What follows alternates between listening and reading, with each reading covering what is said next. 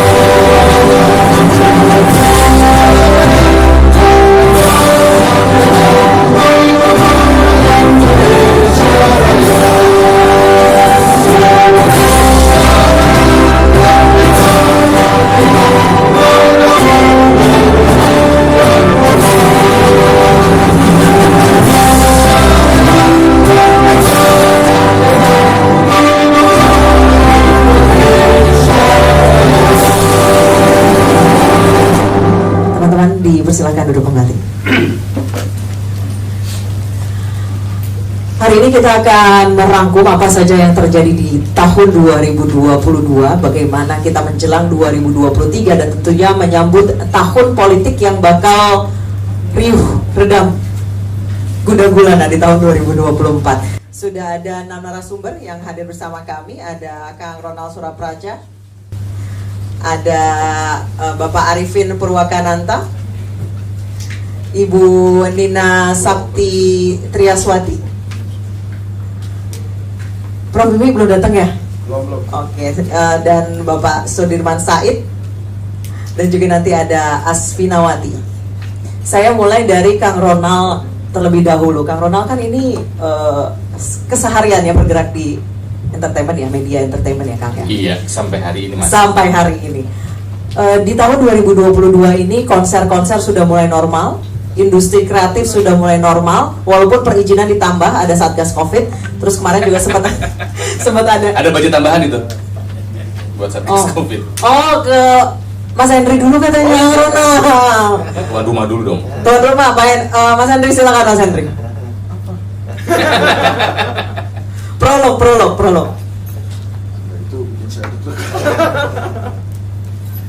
Bismillahirrahmanirrahim. Assalamualaikum warahmatullahi wabarakatuh. Waalaikumsalam. Terima kasih Pak, Bu, sudah hadir, teman-teman semua sudah hadir. Kalau buat saya, kursi teman-teman itu lebih enak daripada ini. Masalah perut. Tapi nggak apa-apa lah, karena ini edisi spesial tutup tahun. Saya terima kasih juga sama teman-teman Kedai Kopi yang sudah membuat seri ini bertahun-tahun. Jadi artinya waktu 2018 juga ada, 2019 ada, terus sekarang 2023 2022 kita buat ada lagi. Nah ini memang edisi tutup tahun, Dan mudah-mudahan nanti 2023 kita membuat yang baru, tajuknya belum di dalam istana, mungkin nanti bisa di dalam istana, tapi ada istana-istananya. Tapi kenapa kita buat edisi yang sekarang? Jadi dalam 2022 kita banyak sekali mendengarkan berbagai isu yang beredar di masyarakat, dari yang positif hingga yang sensitif gitu ya. Bahkan tentang stadion pun dibicarakan oleh FIFA dan PSSI. Kemudian ada Kanjuruhan tadi, Mbak Anissa sudah menyampaikan itu. Dan beberapa hal tentang politik yang memang di tahun 2022 ini yang harusnya ada pilkada, kemudian kan digabung semua di 2024 yang tentunya membuat PJ-PJ baru, pejabat-pejabat kepala daerah bermunculan. Dan kali pertamanya di dunia menurut saya ada pejabat kepala daerah yang masa jabatannya itu lama sekali, bahkan sampai ada yang hampir 2 tahun. Tentu saja ini membuat pemerintahan yang harusnya kepala daerah dipimpin oleh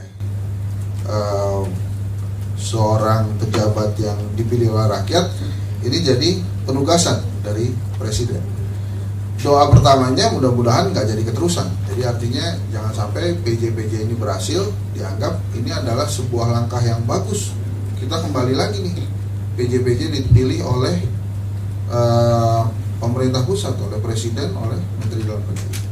Mudah-mudahan tidak terjadi. Jadi ada doa di situ, Mbak Anissa.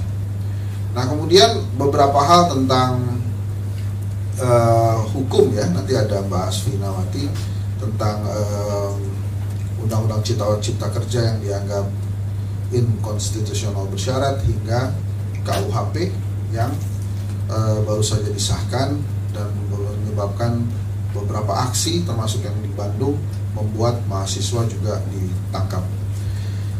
Dari sisi ekonomi ada G20 yang diharapkan menggairahkan gitu ya. Tapi di sisi yang lain memang rakyat Indonesia ini dikenal sebagai rakyat yang tough ya. Jadi apapun kondisi ekonominya kuat dan baik-baik saja. Ada isu pembelahan yang dilontarkan oleh pejabat negara sebagai alasan bahwa harus dipikir ulang penyelenggaraan pemilu 2024. Pembelahan ini seyogianya sih kelihatannya hanya terjadi di media sosial, karena kalau kita lihat di media di dunia nyata, di pasar, di terminal, di tempat kerumunan, bahkan konser prediksi jaya itu sama sekali tidak ada pembelahan yang terjadi. Nah, yang anehnya menurut saya, pada saat seorang pejabat negara mengungkapkan bahwa pembelahan itu ada, itu seperti pengakuan dari si pejabat itu bahwa pemerintah telah gagal mengimplementasikan, melaksanakan sila ketiga Pancasila, Persatuan Indonesia. Ngapain aja selama ini sampai masih ada pembelahan? Termasuk juga tentang ekonomi yang terus-menerus digembar-gemborkan, katanya kita akan resesi dan lain-lain. Kemana urusan keadilan sosial bagi seluruh rakyat Indonesia? Jadi terkadang pemerintah ini suka mengakui apa yang mereka gagal lakukan, tapi kemudian diterjemahkan tolong kami ditambah masa jabatan. Jadi pejabat-pejabat yang ingin masa jabatan ditambahkan, menurut saya orang-orang yang patut dikasihani, karena ingin menjabat lagi tanpa melalui perjuangan pemilihan. Nah, hal-hal seperti itu kan terus-menerus ditanyakan. Dan yang paling akhir yang ingin saya sampaikan di sini, deg-degannya saya sebagai narasumber misalnya, karena ada wartawan yang ternyata intel, gitu kan? Serius loh bos, itu buat narasumber tuh deg-degan loh. Ini tadi di acara ini nih, itu gimana caranya kita tahu wartawan yang datang? Saya bukan intel. Bisa. Makanya moderator. Iya. Itu kan deg-degan ya. Ada wartawan biasa nanya-nanya, terus ternyata dia intel gitu. Kata Hensat, waduh, bahaya juga. Tapi itulah Indonesia. Nah, hari ini kita hadirkan mudah-mudahan komprehensif dari sisi seni budaya. Ada sahabat saya Ronald Surapraja saat ini sedang mengikuti jejak sahabat lainnya, Pak Kunto. Dia lagi ngambil S2 di Unpad dan mudah-mudahan sukses, lancar. Akan bercerita tentang sebetulnya dari sisi industri seni budaya itu gimana. Silakan Mbak Wi. Ini lagi nge-review. Mbak Wiwi, Di samping silakan. jangan di sini dong. Ini sengaja saya lagi cerita supaya nunggu Mbak Wiwi. Gitu. Saya juga salaman. Itu dari sisi ekonomi, dimulai dari perkembangan industri seni budaya. Ronald akan bercerita, biasanya kalau seorang Ronald udah banyak dapat kontrak, itu artinya sudah membaik ekonominya. Bahkan sebelum acara di sini saya bocorin, ini ada panggung di CFD, ada Ronald. Jadi kita beruntung juga dapat sini, tapi ini nggak ada panggungnya. Apa ya? Kemudian nanti ada Pak Arifin Purwakananta. Beliau adalah ahlinya filantropi di Indonesia. Kenapa perlu filantropi dan apa itu filantropi? Karena begini, menurut saya ekonomi di Indonesia itu tidak melulu tentang angka. Kehidupan kita di negara ini yang biasanya selalu dibangga-banggakan oleh pemerintah itu kan selalu diukur dengan angka. Padahal ada hati dan kemanusiaan di situ yang membuat World Giving Index menempatkan kita sebagai negara paling berkemanusiaan lah. Nanti Pak Arifin akan bicara itu karena ada ketakutan yang disebarkan tentang resesi kan. Padahal ada satu hal, filantropi dan pajak yang bisa menyelamatkan negeri ini. Ibu Nina Sarti diharapkan akan bicara tentang keekonomian secara keseluruhan, tentang ICOR kita yang artinya membuat negara kita tidak efisien, tentang hutang, tentang peningkatan dan lain-lain. Dan tentu saja hal-hal positif tentang prediksi resesi mungkin ya.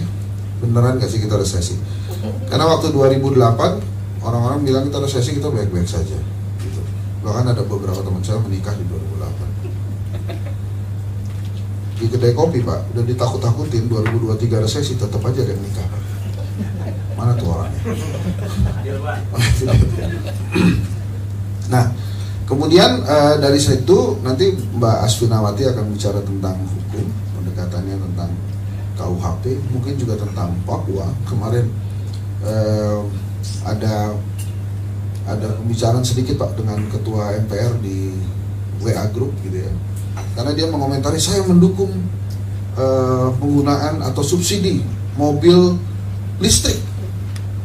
Saya bilang, Ketua MPR itu levelnya bukan ngomong gituan.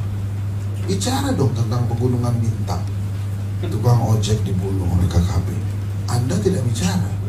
Kenapa Ketua MPR hanya berani bicara tentang hal-hal yang sepele gitu? Maksud saya yang aman lah.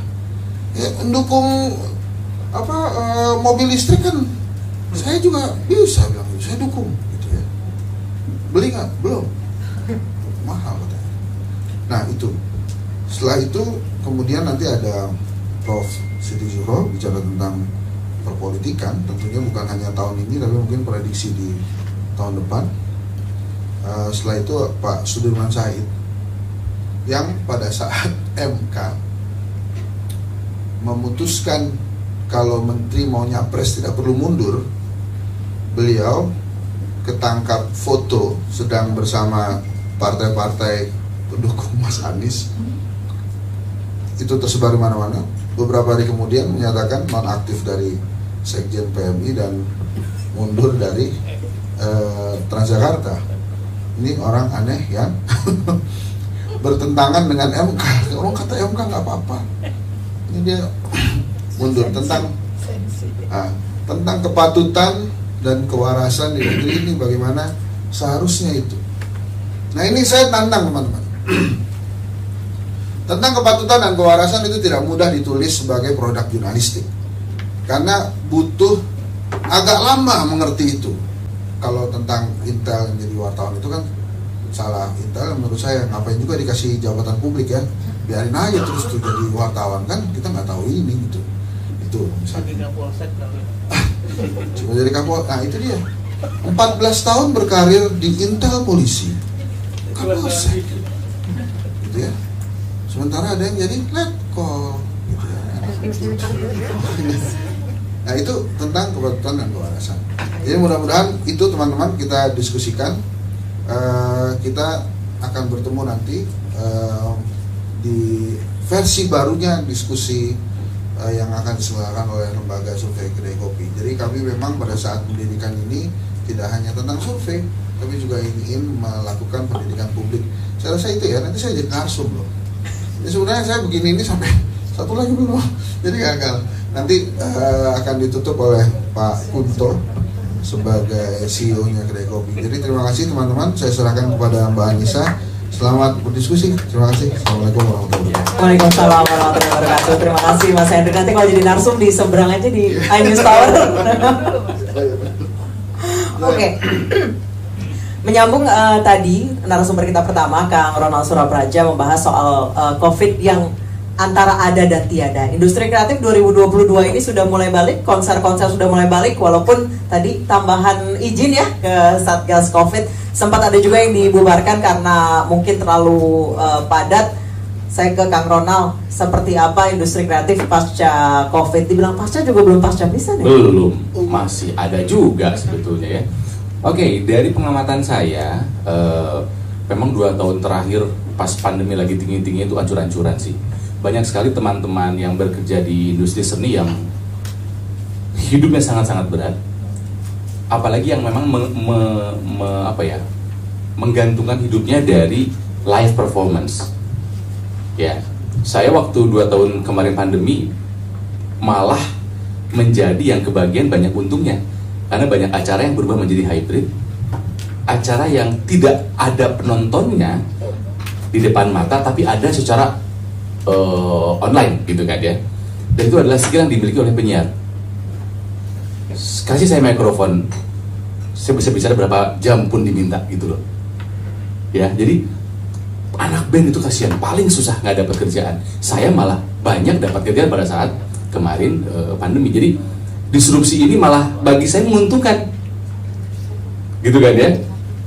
Karena tidak semua pembawa acara punya kemampuan ngoceh dalam tanda kutip tanpa ada penonton yang bisa menjadi bahan mereka untuk berkomunikasi. Jadi saya adalah seorang ahli tutur, harusnya mendapatkan gelar tutur tituler saya juga, karena saya sudah 22 tahun saya menjadi seorang ahli tutur gitu kan ya. Gak usah lihat kalau saya Pak Mayor aja nggak apa-apa Pak, biar sama Kamal ya minimal sama Ahy sama. Yang lain lah itulah. Atau Prada ya, biar kayak merek terkenal ya. Oke, industri seni di pasca pandemi ini kalau saya melihat Mbak Nisu tidak bisa dipisahkan dari berubahnya atau penggunaan digital secara semakin masif. Go digital it's a must. Transformasi digital adalah it's a must. Adalah sebuah keniscayaan yang harus dilakukan di era pasca pandemi. Gitu kan ya. Akhirnya apa yang saya lihat? Media-media konvensional memasuki senjakala. Mau itu radio, surat kabar, TV. Memasuki senjakala. Karena new media ini luar biasa. Dengan banyak keunggulannya gitu kan ya. Dan semua orang sekarang bisa menjadi penyampai berita gitu loh, gak perlu harus lewat media gitu ya. Nah jadi tantangannya menurut saya adalah di pasca pandemi dan juga secara digitalisasi ini ya, media-media konvensional makin banyak yang tutup. Republika terakhir kemarin udah saya goodbye untuk yang versi papernya gitu kan ya. Tantangannya itu. Terus yang kedua juga untuk konser-konser, kayaknya kita lagi euforia sekali ya, lagi euforia untuk penyelenggaraan show di luar ruang. Tahun depan saja yang saya tahu itu bakal ada Westlife, ada Blackpink. Saya nggak tahu Blackpink boleh nggak tuh di GBK ya. Terus ada band-band besar kayak Arctic Monkey, Cigarette After Sex, terus The Slipknot dan lain sebagainya. Ini menunjukkan bahwa Indonesia makin hari makin dipercaya sebagai salah satu kota yang layak dikunjungi oleh rangkaian tur sebuah band besar. Cuman negara dong. Indonesia, maksudnya Indonesia, aduh saya kayak Miss Indonesia suka salah ketukar ya. Maksudnya Indonesia, dan karena saya bilang Indonesia bukan hanya soal Jakarta. Ada yang bangun di Bali soalnya. Ada yang tidak bangun di Jakarta, bangun di Bali. Ada yang nggak bangun di Jakarta, hanya bangun di Bandung. Ada Indonesia. Meskipun namanya belum seharum Singapura, yang pasti kalau mampir ke Asia ke Singapura. Jakarta atau hal di Indonesia belum seseksi itu untuk dikunjungi, ya, untuk dikunjungi oleh para musisi luar, gitu kan ya. Kalau saya sendiri, Nizo ya, kalau saya penikmat konser. Saya sudah mengarungi 3/4 bumi lah untuk nonton band-band idola saya. Tapi saya tidak pernah nonton konser di Jakarta. Ya. Apa yang kurang, Kang? Banyak. Dari Jakarta. Silahkan mau menganggap saya sombong atau apa, tapi ini buat perbandingan. Tidak nyaman nonton konser di Indonesia. Dari mulai beli tiket ribet, susah. Transportasi, hello, apa kabar? Fasilitas tempatnya, mau stadionnya, mau lapangannya. Padahal my face is my free pass. Saya bisa datang hanya dengan silakan masuk. Gak punya tiket pun saya bisa masuk sebetulnya. Cuman entah kenapa saya secara produksi juga nggak terlalu bagus gitu loh kan. Sementara kalau kita di luar negeri, jika ada band besar manggung, apalagi ada festival, satu kota mendukung. Ada Clocken Festival di Hong Kong, di Hong Kong 3 hari. Saking pemerintah kotanya mendukung, angkutan umum gratis, hanya cukup memperlihatkan tiket. Di Indonesia nggak bisa, Jakarta nggak bisa. Beli tiket mudah, tinggal scan, antrian tertib, rapi. Kenapa nggak bisa? Wah, nggak tahu Bu, mungkin ada yang kenapa tuh nggak bisa? Yang lain bisa, kenapa kita enggak? Atau ada festival namanya Mad Cool Festival di Madrid, festival terindah yang pernah saya ikuti. Bersih, rapih, bagus sekali. Terakhir bulan saya sama prediksi ke Amerika, Primavera, itu juga, aduh, angkutan kita keluar dari festival, angkutan udah ngejajar. Silahkan ke sana, arah ini ke sana, ini ke sana. Dalam waktu 1 jam maksimal, area sudah sepi, sudah bersih. Di Indonesia mah, wah, parkir, mobil saya di mana? Udah data, kenapa baret? Wah, ribet. Hal yang harus dimiliki oleh tempat konser di Indonesia, tempat olahraga di Indonesia, public transport, supaya orang tidak menggunakan kendaraan pribadi. Public transport masih menjadi PR besar di Jakarta dan di Indonesia.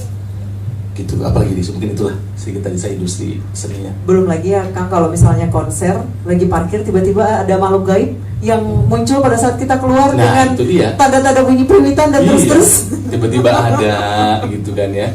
Masih banyak yang harus dibenahi lah di dalam industri seni di Indonesia gitu. Oke, jadi menurut Kang Ronald kalau setelah COVID ya bisa dibilang COVID ini kita sudah mulai berdamai dengan COVID di tahun 2022 ini. 2023 apa yang perlu diperbaiki untuk industri kreatif Indonesia? Yang pertama tentu saja kesempatan dari para pelaku industrinya itu harus disupport oleh pemerintah. Pemerintah dalam hal ini pusat maupun daerah gitu loh, nggak didukung berat dan nggak bisa berdiri sendiri gitu si promotor itu. Harus koordinasi dengan pemerintah setempat.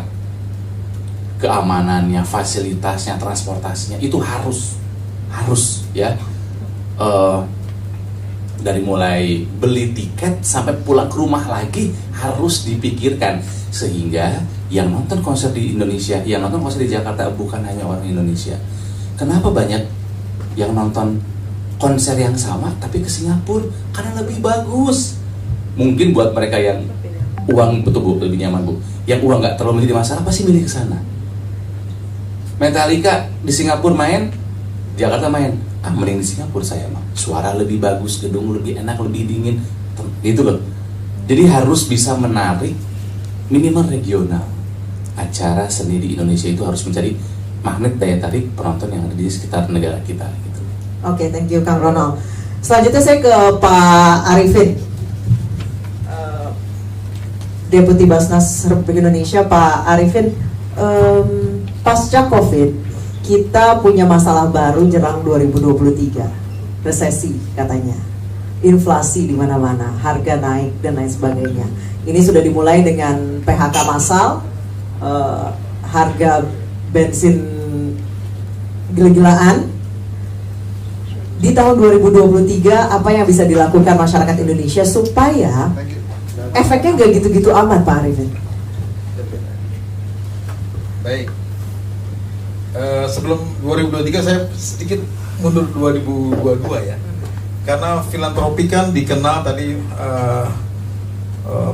ownernya kedai kopi bilang bahwa filantropi itu selalu menjadi bagian dari cara Indonesia untuk menyelesaikan masalah krisis. Terbukti ketika COVID di awal ya Pak ya? Ya, katanya ada dua ya. Pertama adalah ekonomi mikro itu yang jualan dengan uang, warteg, orang usaha kecil itu membantu kita untuk bangkit dari krisis. Dan yang kedua adalah filantropi, tolong menolong antar keluarga di RT dan juga lembaga-lembaga besar itu akhirnya membangun ketahanan kita lebih kuat. Nah di 2022 ini kan kita ingat ya ada istilah saya filantropi, tsunami filantropi ketika sebuah lembaga besar kemudian masuk berita dan kita semua tercengang atas kegaduhan itu. Dan ada survei yang mengatakan bahwa 44% penduduk sempat tidak percaya kepada lembaga-lembaga. Dan syukurnya alhamdulillah ketika ada bencana di Cianjur ternyata masyarakat masih berdebat juga. Dan alhamdulillah kalau hitungan kami lembaga-lembaga besar itu walaupun ada penurunan katanya, tetapi di Desember ini saya kira lembaga-lembaga zakat, lembaga-lembaga filantropi itu masih bisa naik growth dari 10 sampai 25%. Ini suatu yang bisa disyukuri ketika adanya ketidakpercayaan kepada lembaga. Nah kalau bicara 2023 saya kira kita percaya tidak percaya ada krisis atau enggak, saya kira kita mungkin akan terimbas. Tapi sekali lagi kami dari grup pegiat filantropi di zakat, di lembaga-lembaga sosial itu semacam memiliki semangat untuk bisa memberikan yang terbaik. Apa itu? Yaitu mengajak sekali lagi masyarakat untuk peduli kepada sesamanya ketika ada PHK massal sudah mulai banyak di berita. Mudah-mudahan filantropi akan menjadi bantalan untuk bisa menahan kepedihan itu dan menjadikan ini obat bagi resesi ke depan. Baik, Pak Arifin, kalau misalnya dilihat dari indeks atau grafik per bulannya, biasanya di Indonesia itu paling getol nyumbang itu selain berpuasa ya Pak ya, selain jelang lebaran ya, itu biasanya grafiknya bagus di mana Pak? Ya, kita punya dua atau tiga puncak dalam filantropi. Pertama di Ramadan karena 80% orang Muslim senang bersedekah di Ramadan. Kemudian ada di Kurban. Kurban itu ternyata juga membuat gunung berikutnya, dan terakhir Desember ini. Desember ini dengan dipicu oleh semangat berbagi dari corporate, dari perorangan, dan juga di Indonesia ini ada pengurang pendapatan kena pajak untuk mereka-mereka yang berzakat dan bersedekah di lembaga-lembaga tertentu yang diakui. Itu menjadi gunung-gunung yang berkah bagi lembaga-lembaga sosial, lembaga-lembaga nirlaba, lembaga-lembaga kemanusiaan untuk menggalang kebajikan bagi membantu sesama. Baik, jadi dengan Indonesia ini dinobatkan sebagai nomor 1 negara paling dermawan ya Pak ya. Ini insya Allah 2023 dengan banyaknya PHK massal insya Allah bisa melalui itu Pak. Saya kira kita tetap dermawan ya. Jadi kita semua ini bukan saja para donatur yang ada di lembaga-lembaga itu, di ruangan ini adalah orang-orang paling dermawan sedunia. Dan yang perlu kita buat untuk bisa membuat dia tetap baik adalah lembaga-lembaga ini harus menjadi lembaga-lembaga yang baik. Lembaga zakat, lembaga sosial, lembaga kemanusiaan, lembaga-lembaga filantropi itu harus makin baik, manajemennya makin transparan, makin akuntabel. Nah masyarakat akan makin bisa membantu sesama melalui lembaga-lembaga itu. Kenapa? Mengapa kami mengajak kepada lembaga selain bantuan-bantuan kepada perorangan, lingkungan dan sebagainya? Karena dengan ke lembaga-lembaga ini maka orang bisa melakukan derma yang sedikit-sedikit itu diubah menjadi kegiatan-kegiatan yang lebih strategis. Jadi rumah sakit, jadi perbaikan ekonomi, jadi pasar dan sebagainya. Gitu. Oke, baik, terima kasih Pak Arifin. Selanjutnya saya ke Ibu Nina. Bu Nina, 2023 itu masyarakat bisa dibilang bingung. Ada yang bilang aman katanya Indonesia, ada yang dibilang 2023 ini mencekam. Biasanya masyarakat nariknya ujung-ujungnya ke politis. Ini akan diperpanjang apa enggak nih 2024 jadi apa enggak nih Bu? Sebenarnya 2023 itu seperti apa sih Bu kalau kita forecasting dari sekarang? Kalau dari sisi ekonomi kita tampaknya agak kompak mengatakan bukan resesi ya. Kalau resesi itu adalah negatif ya. Jadi tidak akan kayak 98 ya Bu? Iya bukan. Indonesia? Jadi gini, kita kan sering resesi gitu ya. Resesi itu 2 triwulan berturut-turut negatif year on year. Itu yang dipakai definisinya. Dan tampaknya kita mencoba untuk mengatakan mungkin kita tidak seburuk itu kalau ada kalaunya. Kalau PR-nya dikerjain gitu. Jadi PR-nya ini jabarin dikit nggak Bu PR? PR-nya ini, jadi kalau kita lihat ini biasanya yang dilakukan optimisme kan. Kalau optimis nanti akan baik gitu ya. Nah ini yang saya agak heran, sekali optimis kadang-kadang kenapa pesimis beritanya. Harusnya optimis terus gitu ya. Jadi kalau kita katakan kita bisa membuat ini tidak resesi, yaitu hanya menurun sedikit pertumbuhannya. Nah ini kalau dalam bahasa ekonomi artinya bukan resesi, karena dia positif tapi menurun gitu. Jadi kemarin itu kan 5,02, 5,4%, 5,7 itu kan naik tuh. Nah besok nggak 5,7, kalau lihat ramalannya 5,3 atau 5,1 gitu. Jadi turun tapi bukan negatif. Gak signifikan ya Bu Nina ya? Nah kalau turun, nah seburuk-buruknya 4 barangkali gitu ya. Tapi nggak mungkin ya kalau -1, -2 begitu. Itu dari sisi rasionalnya adalah kalau PR-nya dikerjain itu enggak lah kalau sampai negatif. Kecuali, nah ini kecuali PR itu ada 2 sisi, eksternal sama internal. Yang internal itu PR yang harus kita lakukan, yaitu tetap berproduksi, tetap belanja. Kalau dalam bahasa ekonomi tadi kan UMKM itulah yang membantu kita gitu kan ya, karena ada yang belanja Pak. Kalau nggak belanja, jadi kita harus belanja ke pasar sekarang tradisional. Kalau misalkan kalau pilih belanja yang pasar besar supermarket, tapi yang tradisional nomor 1 tradisional dulu. Lalu ujungnya kan belanja makan sekali makan ratusan ribu di restoran sana, atau mungkin warteg-warteg atau restoran kecil nih pinggiran itu dulu gitu ya. Jadi prioritas kita yang kita rubah kan. Nah ini PR internal yang Indonesia bisa lakukan secara nasional. Yang kita tidak bisa kontrol itu faktor eksternal Mbak. Nah ini yang kita deg-degan. Jadi ada resiko yang sifatnya, misalnya ini kalau berita buruk yang kita lempar dan sering juga dilempar di rapat atau bahkan Bapak Presiden atau Bapak Menteri-Menteri itu, kalau ada perang dunia 3 gimana ya? Nah, itu jauh ya, tapi di mana? Di Ukraina. Jadi China Taiwan gimana Bu? Ya, udah dekat. Yang jauh dulu kan, yang sana yang nuklirnya udah ribut-ribut. Kalau yang China Taiwan ini, ya kelihatannya sih belum ribut, tapi sudah agak ribut gitu. Kan lucu ya kalau kita lihat dari petanya, mula-mula Ukraine, lalu kenapa jadi Taiwan jadi ikut ribut, lalu kenapa juga China Selatan. Kalau orang ekonomi ngeliat, oh yang jualan senjata untung beneran gitu. Kalau orang ekonomi ngeliatnya pantas di sana udah laris, kalau itu berhenti perangnya cari perang lain gitu loh, supaya nanti military service-nya naik. Dan itu yang terjadi di Perang Dunia Kedua. Perang Dunia Kedua itu siapa yang paling beruntung? Ya negara yang jualan senjata gitu loh. Lalu siapa yang membuat Bretton Woods? Ya negara itu gitu loh. Jadi kalau kita lihat sejarah ekonomi itu, mahasiswa saya kalau kita belajar PDB, lihat ya pertumbuhan yang paling tinggi itu pada saat perang siapa? Nah itu yang jualan senjata. Gitu. Dan hari-hari ini dia down dari perekonomiannya rendah, agak negatif, lalu naik dia. Berita baik buat dia perang itu, buat kita belanja gitu, kita gara-gara ketakutan kita beli senjata ya, namanya juga takut ya, gimana ya kalau Laut Cina Selatan perang, belilah kapal yang mahal gitu, pesawat gitu ya. Lalu kita lihat alutsista kita nomor 1 pengeluaran terbesar kita kan, itu yang harusnya ke rakyat miskin supaya sehat, supaya ini COVID itu larinya beli senjata kita gitu kan. Nah itu kan sama seperti rumah kita. Kalau rumah kita bilang sekitarnya ada maling, ada rampok, kita takut langsung masuk CCTV semua.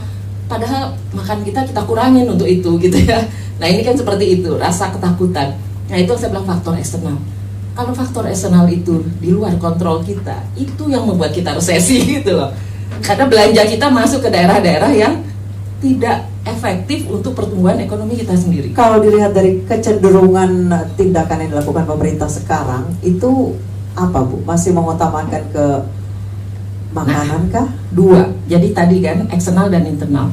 Kalau internal, ini PR kita itu kan faktor gara-gara perang Ukraine itu harga minyak bumi naik. Lalu dijawabnya hilirisasi dengan menjual apa tadi, mobil listrik gitu. Agak jauh ya kalian gitu. Maksudnya agaknya listrik itu pertama ada baterainya dulu, pasarnya harus dibuat. Itu yang beli mobil listrik berapa sih? Nanti listriknya naik. Ya itu listrik udah naik, sudah terlanjur naik. Kalau itu silakan lihat itu. Maksudnya gini, men-shift itu benar, tapi itu agak panjang. Yang jadi problem kan kalau jangka pendek minyak naik, apa yang bisa dilakukan? Tetap beli, karena kan kita masih sebagian besar mobilnya minyak gitu loh. Jadi tetap beli. Dan apa yang bisa dilakukan? Paling banter adalah mengurangi subsidinya, naikkan harga. Dan itu bahasa ekonomi ya, supaya rakyat tahu ya, beli minyak nih mahal, jadi pakainya hemat. Kalau bisa naik MRT aja lah, jangan naik mobil pribadi lagi. Kalau bisa naik sepeda, bukan naik motor gitu ya. Tapi motornya nanti motor listrik sih, udah mulai ada. Saya lihat motor listrik nih. Tadi saya di GBK udah jualan itu motor listrik. Ya maksudnya udah banyak kan, udah. Ya kalau motor mungkin lebih cepat, karena sudah dipakai juga di Grab atau apa saya lihat ya. Tapi yang mobil ini agak lama gitu ya, maksudnya ada shiftnya gitu. Nah jadi kalau tadi katakan lalu kita gimana ke dalam, yang tetap PR kita harus menyediakan makanan dan energi. Jadi otomatis pengeluaran itu akan besar. Kalau untuk lihat prioritas pemerintah sekarang gimana? Nah ini yang lebih parah, bukan sekedar makanan dan energi yang kita bicarakan, ada lagi faktor infrastruktur yang spendingnya besar. Jadi yang makanan energi itu ya oke lah, benar berapa triliun gitu ya, tapi ada ratusan triliun di sebelah sana. Maaf, ada beberapa pilihan yang sebetulnya ini prioritas nggak? Seperti kita di rumah, kalau rakyatnya masih belum makan atau anak kita belum makan, apa perlu bangun rumah baru gitu? Nah ini kan ibu kota baru, ada isunya gitu ya, ada bandara, ada pesawat, pelabuhan. Ini semua adalah PR yang sudah dibuat undang-undangnya. Jadi ada undang-undang ibu kota baru, ada undang-undang ini, undang-undang itu. Jadi departemen kan udah punya budget untuk masing-masing. Ini kan yang nggak kurang. Apa yang terjadi? Belanja nggak kurang, pendapatannya kurang. Kalau ngelihat penghasilan pajak kita kan, COVID ini kemarin 2020 jelas turun, gapnya yang naik. Kan sudah dibolehkan oleh Perpu, artinya utangnya yang nambah gitu. Nah ini PR besarnya tuh di situ. Karena kalau siapapun pemerintahnya, kalau ini berganti nanti atau tidak berganti kita nggak tahu, tetap ada utang. Utangnya membengkak. Ini PR buat kita semua yang bayar utang. Karena bayarnya kan pakai uang pajak. Kita loh yang bayar pajak gitu. Anak cucu lebih lagi yang utang, generasi hari ini yang bayar anak dan cucu kita besok. Dan utangnya banyak loh. Gitu. Nah jadi bisa lihat ya bahwa ada dua faktor kalau jangka pendek. Jangka pendek pasti makan dan energi harus dibereskan, harus belanja. Nggak mungkin, kenapa? Karena kilangnya belum jadi kalau mau swasembada energi. Minyak itu kalau kita nggak mau impor, memang bisa mengurangi dengan, kalau mobil listrik, motor listrik sukses ya semua ganti ya ke motor sama mobil listrik ya, tapi kan belum bisa dalam setahun 2 tahun. Jadi artinya akan tetap ada minyak. Artinya belanja itu tetap ada. Ya jadi terbayang oleh kita jangka pendek tahun depan atau tahun berikutnya ini beban subsidi BBM ini mahal. Dari dulu sudah diteriakin, jangan subsidi, itu udah dari 10 tahun yang lalu kita ribut-ribut soal kenapa sih belanja minyak dengan disubsidi. Lalu waktu itu kebetulan 2014 harga minyaknya turun gitu. Jadi bahkan COVID kemarin pun turun 2020 ya. Jadi subsidinya nggak terlalu bengkak. Kemarin 2021 karena perang Ukraine, 2021 belum perang Ukraine, 2022 nya perang meledak deh. Dan ini kan kembali ke cerita lama 10 tahun yang lalu. Di tahun 2012-2010 itu isunya kan adalah rubahlah dari fosil menjadi waktu itu gas. Saya ingat mobilnya coba dipasang gas, sekarang udah ke listrik. Oke lah, tapi tetap diversifikasi. Cuman itu menengah dan panjang. Jadi PR-nya bereskan kan kilang seperti yang jangka pendek. Ya kalau kita bisa swasembada energi fosil sendiri. Nah kita nggak tahu tuh PR siapa sih yang ngerjain gitu ya sampai hari ini. Kilang udah disebut berkali-kali. Jadi artinya apa? Tahun ke depan tetap belanja impor. Artinya beban subsidi besar, nggak bisa ditawar. Kecuali dengan berani menaikkan lagi harga. Tapi rasanya udah dekat pemilu jarang. Ya mungkin harganya naik. Dekat pemilu takut chaos gitu ya. Biasanya ditahan-tahan itu, nanti presiden baru yang ngumumin harga naik. Kalau berani ya tahun depan umum, karena harga minyak kalau perangnya Ukraine masih ada, ditambah nanti ada perang Taiwan atau perang apa kita nggak tahu, harga akan naik gitu, karena OPEC nggak bisa ditawar. Kan Biden sudah ngomong ke bapak itu Arab Saudi gitu ya, nggak ada gitu. Mohon maaf ya, OPEC itu tujuannya adalah menaikkan harga, nggak pernah menurunkan harga. Jadi ditawar gimana juga dia kartel. Ya, jadi jelas harga akan naik. Kalau tekanan luar ini eksternal faktor kan Indonesia nggak bisa apa-apa karena Indonesia net importer. Jadi energi oke naik, harga naik. Nah yang jadi persoalan kan duitnya dari mana ya? Uangnya ekspor kita. Berita buruknya adalah Cina melemah pertumbuhan ekonominya, itu mitra dagang terbesar 20%, 25% ekspor gitu. Jadi artinya mitra kita dagang pertumbuhan melemah. Siapa lagi? Eropa dan Amerika sekitar 20% total. Uni Eropa dan Amerika. Artinya kalau dia melemah, walaupun Amerika udah recovery karena dia jualannya sukses, dan di Ukraine sukses, membuat kita ketakutan semua, beli semua, Australia beli gitu, Sweden yang dengan Finland yang bukan NATO menjadi beli juga kan dia jadi NATO gitu kan, anggota NATO ini hanya menunjukkan oke, tapi itu mitra dagang kita tetap Uni Eropa dengan China paling besar, jadi kemungkinan ekspor kita yang melemah. Artinya tahun depan pertumbuhan ekonomi kita berat nih ya, jualan ke negara yang melemah, diversifikasi. Jadi terbayangkan itu pengeluaran naik, pendapatan turun, kira-kira gitu. Gapnya di mana yang bayar? Ya pilihan terakhir seperti biasa utang. Maksudnya utang tuh akan kan namanya juga pengeluaran naik, karena kan ada pengeluaran yang nggak bisa ditawar-tawar ini, yaitu infrastruktur. Kecuali Anda mau cut di situ kan? Kalau kita mau di-cut? Ya tergantung berapa khawatirnya mereka. Kalau tahun depan tiba-tiba lebih rame ribut gitu ya, saya rasa di-cut juga gitu ya. Karena gini, ini kan tekanan publik sebetulnya. Kenapa infrastruktur bisa dipotong? Kalau ingat tahun 98, proyek besar apa yang dicoret hari-hari itu oleh IMF tahun 97? Ya proyek infrastruktur semua. Ya kan Indonesia kan waktu itu banyak tak coret semua. Nah hari ini ya negara lain sudah kasih announcement atau berita lah, tinggal dibaca, itu Indonesia kayaknya nggak bisa dibiayain itu proyek gitu ya. Itu sudah begitu statementnya kalau Anda baca di media luar negeri, Bloomberg kan, terhadap ya rencana besar kita tadi gitu ya. Itu kalau berita buruknya seperti itu kan, kalau kita mikir benar nggak ya? Kan tinggal kita mau keluar duit apa enggak. Nah kalau keluar uang artinya gap kita membengkak, utang kita besar, gitu aja. Tapi kan utangnya itu kan ada undang-undangnya berlakunya sampai tahun depan ya, seingat saya gitu. Kecuali udah keluar lagi undang-undang baru yang membolehkan kalau situasi krisis gap itu membengkak lagi gitu ya. Ya termasuk apa undang-undang yang terbaru ini kemarin diketok apa keuangan. Ya, jadi di situ dikatakan kalau krisis, nah itu paling penting itu. Kalau krisis boleh BI membantu. Nah, itu beratnya di situ. Karena apa? Membantu pemerintah itu membeli di pasar perdana, artinya itu bengkak itu. Itu zamannya Bung Karno tahun 60-an. Kita perlu uang untuk perang yang namanya rebut Irian Barat.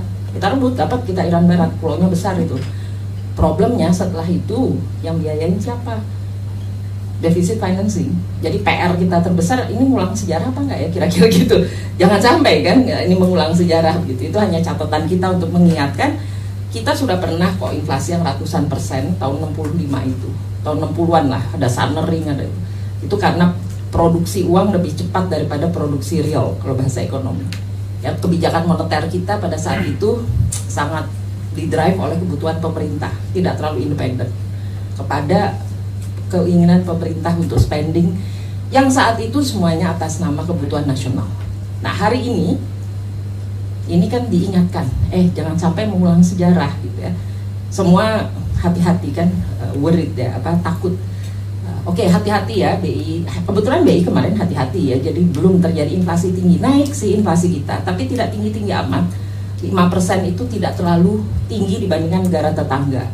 Tetapi kita kan nggak mau naik lagi gitu ya, kita mau turun gitu ya. Agak melemah sekarang, 5 turun sedikit ke 4 gitu sekitar itu. Tapi kan tahun depan kita nggak tahu ya. Jadi kalau tadi menanyakan tahun depan, faktor internalnya mungkin kita bisa atasi kalau pemerintah berani memotong pengeluaran-pengeluaran yang tidak sangat penting itu. Maksudnya tidak urgent sekali kalau harga minyak naik, harga pangan naik gitu kan.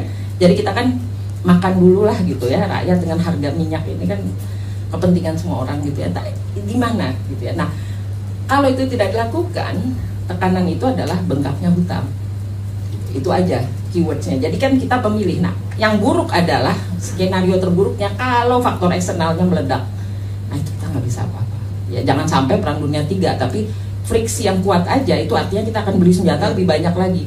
Artinya uang kita tersedot ke sebelah sana gitu loh. Jadi ini kan uangnya terbatas, tinggal Anda pilih belanja pesawat terbang, alutsista gitu ya, atau belanja makanan, energi gitu. Itu pilihannya. Oke, siap Bu Rina. Jadi tergantung dari bagaimana pemerintah bisa menyusun skala prioritas ya Bu ya. Baik, selanjutnya saya ke Mbak Asfinawati. Mbak Asvin, di penghujung 2022 undang-undang baru diketok dalam diam. Setelah rame di tahun 2018-2019 tiba-tiba sudah diketok.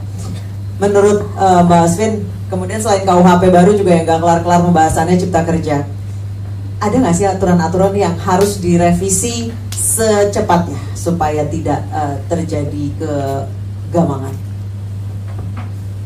Ini pertanyaan yang sangat sulit karena banyak banget.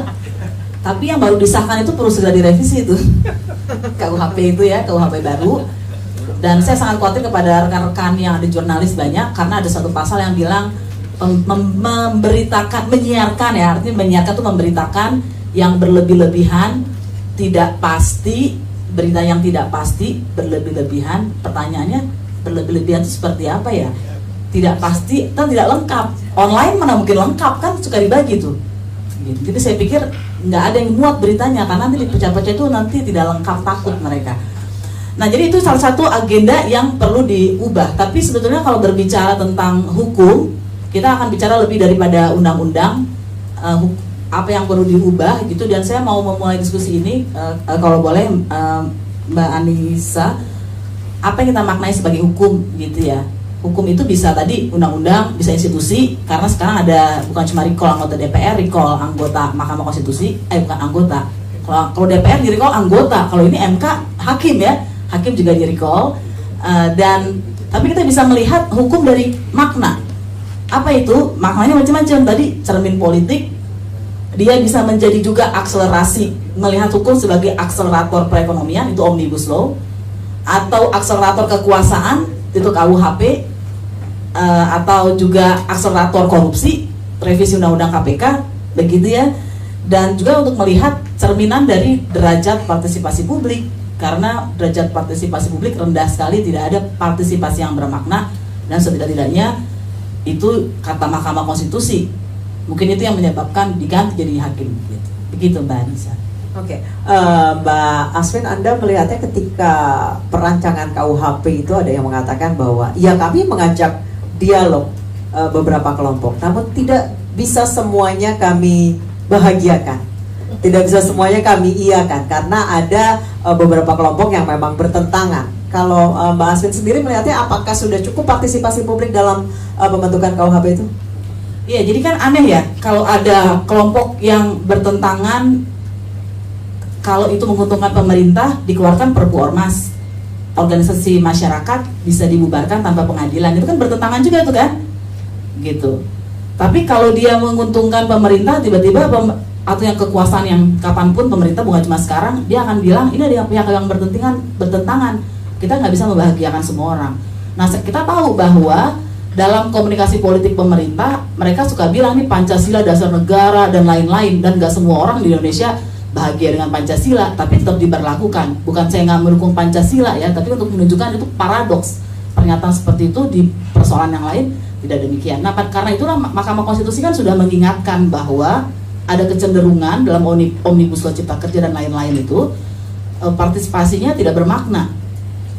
Jadi harusnya kan ada 3 ukurannya, tidak cuma didengar atau nggak cuma ditemui, diajak ngobrol begitu, tapi juga didengar, kemudian dipertimbangkan, artinya dinilai ini yang mana yang bisa kita masukin, usulan itu masuk akal gak, dan lain-lain, dan dijelaskan.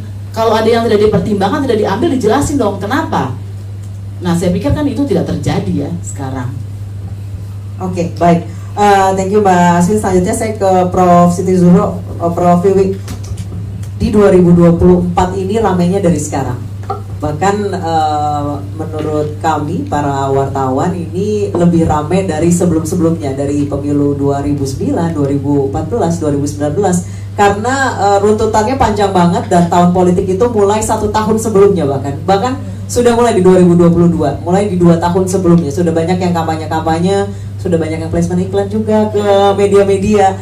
Kalau menurut Prof Wiwi, 2024 itu kondisi perpolitikan Indonesia akan seperti apa kalau misalnya ternyata di 2023 terjadi kegaduhan ekonomi?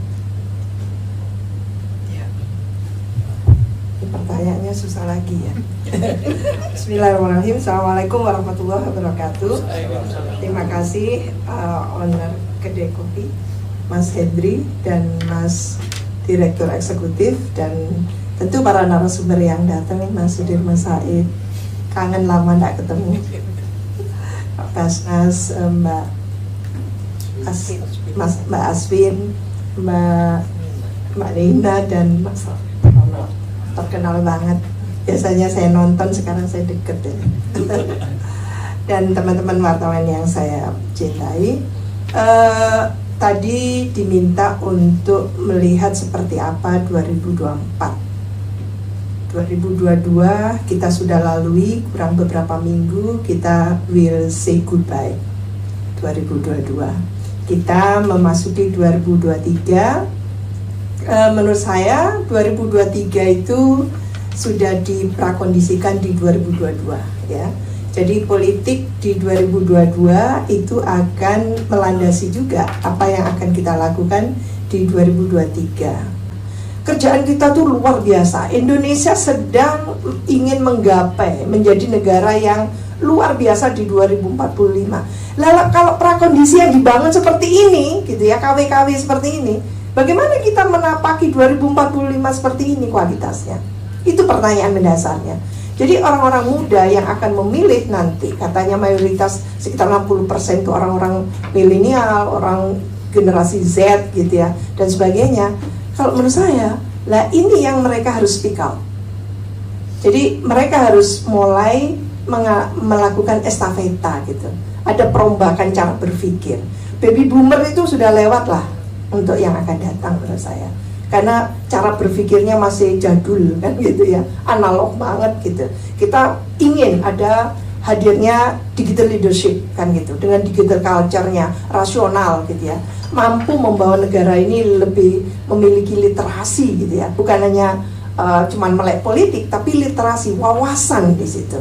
Ini yang tidak dilakukan oleh tentunya penguasa yang menurut saya saat ini itu bagaimana membangkitkan kembali gitu ya masyarakat untuk merasa memiliki gitu ya negara bangsa ini. Ini mungkin yang sementara. Maaf saya curcol tadi. Prof, tadi saya sempat highlight sedikit, Prof, katanya kerusuhan di Indonesia yang kemungkinan terjadi di 2023 itu bisa jadi by design. Dan sinyal-sinyalnya udah kelihatan dari sekarang. Boleh di-mention sedikit sinyalnya apa, Prof? Iya, jadi sinyal mengadu domba ini memang apa ya? Mungkin kita selalu menyalahkan warisan kita dijajah ratusan tahun gitu ya. Alasannya kan begitu aja. Tapi kalau menurut saya karena kita tidak move on, jadi sinyal-sinyal tadi itu menganggap kita kan sudah tidak menyukai cara-cara Orde Baru yang selalu maintaining status quo kan gitu ya. Dengan begitu maka ada gerakan reformasi 98. Saya menjadi salah satu peneliti yang menandatangani 19 peneliti yang menandatangani itu. Pergantian kepemimpinan nasional. Jadi kalau Pak Harto itu masih lanjut, pasti saya sudah apa istilahnya itu ya PHK gitu ya, PHK gitu. Jadi cara-cara berpikir seperti itu yang ingin ditumbuh kembangkan kembali sekarang. Jadi rakyat tidak boleh dicerdaskan meskipun ada visi bagaimana mencerdaskan SDM kita gitu ya. Jadi SDM itu berkualitas unggul, basa-basi menurut saya, basa-basi, karena tidak real, tidak konkret gitu ya. Keberpihakan empati kepada rakyat yang sebenarnya. Lalu apa buktinya kan gitu ya? Kalau menurut saya, kan saya sudah mengatakan Pak Jokowi ini sudah 2 periode. Berniatlah husnul khotimah kan gitu ya. Tupoksi dia adalah bagaimana menyiapkan agar pemilu 2024 itu sukses. Jadi bukan merekrut calon presiden, bukan. Saya sudah katakan di media yang lalu. Jadi tugasnya itu. Berarti bagaimana mensukseskan dan menjaga agar lembaga-lembaga tinggi negara yang sesama tadi itu, entah lembaga tinggi negara MPR, DPR, DPD gitu ya, tidak celamutan gitu loh.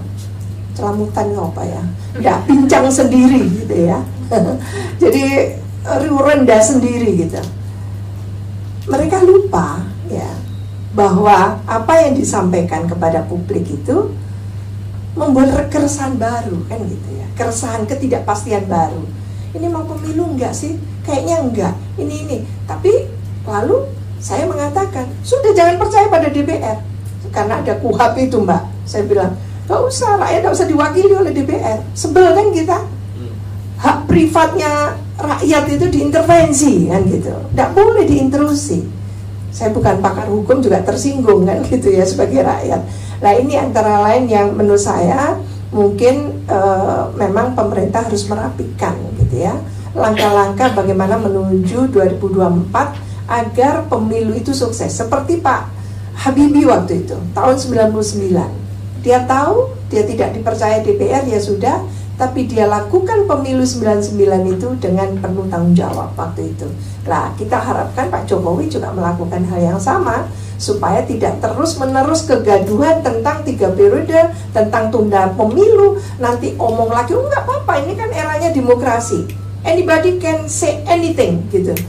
Anything apa ini, saya bilang simulasi amandemen konstitusi untuk hanya nambah 2 tahun dan sebagainya. Menurut saya terlalu gitu ya, terlalu menganggap masyarakat itu bodoh gitu loh. Masyarakat ini tidak bodoh kan gitu. Nah, public trust ini yang sekarang terkikis, nyaris habis menurut saya, kepada pemerintah, kepada partai politik sebetulnya. Jadi apa sih maunya pemerintah, apa sih maunya partai politik ini, baik di DPR, eksekutif, legislatif, kok nggak jelas banget sih ngatur negara ini kan gitu. Nah, saya nggak pakai bahasa akademis tinggi-tinggi, nanti malah kayak seminar di kampus kan gitu ya. Itu mungkin ya dengan bahasa yang lugas. Selanjutnya saya ke Pak Sudirman. Pak Sudirman tadi menyambung kata Bu Wiwi, politik di Indonesia itu sekarang udah kebanyakan gimmick ya Pak ya. Bukannya kerja malah sibuk buat TikTok. Menurut Pak Sudirman, di tahun 2022 ini banyak pejabat yang bisa dibilang bom body, dari mulai masalah gagal ginjal akut, kanjuruhan dan lain sebagainya belum beres-beres sampai sekarang. Terus kasus-kasus hukum malah jadi ajang berpendapat masing-masing gitu kan, cari simpati masyarakat. Pak Sudirman melihat pejabat ideal di 2024 itu seperti apa? Apakah akan masih banyak pejabat bom body di 2023-2024?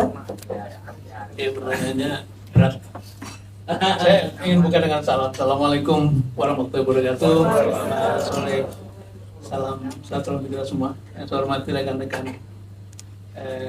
narasumber, Prof. Willy, teman diskusi tapi lama nggak saling kontak. Mas Ronald, kemudian Prof. Nina dan Mas Arifin juga teman ngobrol, dan juga Mas Aswina, pejuang hukum yang kita doakan terus semangat. Fenomenal. Dan juga teman-teman para Intel Legend ya. Orang-orang terdidik.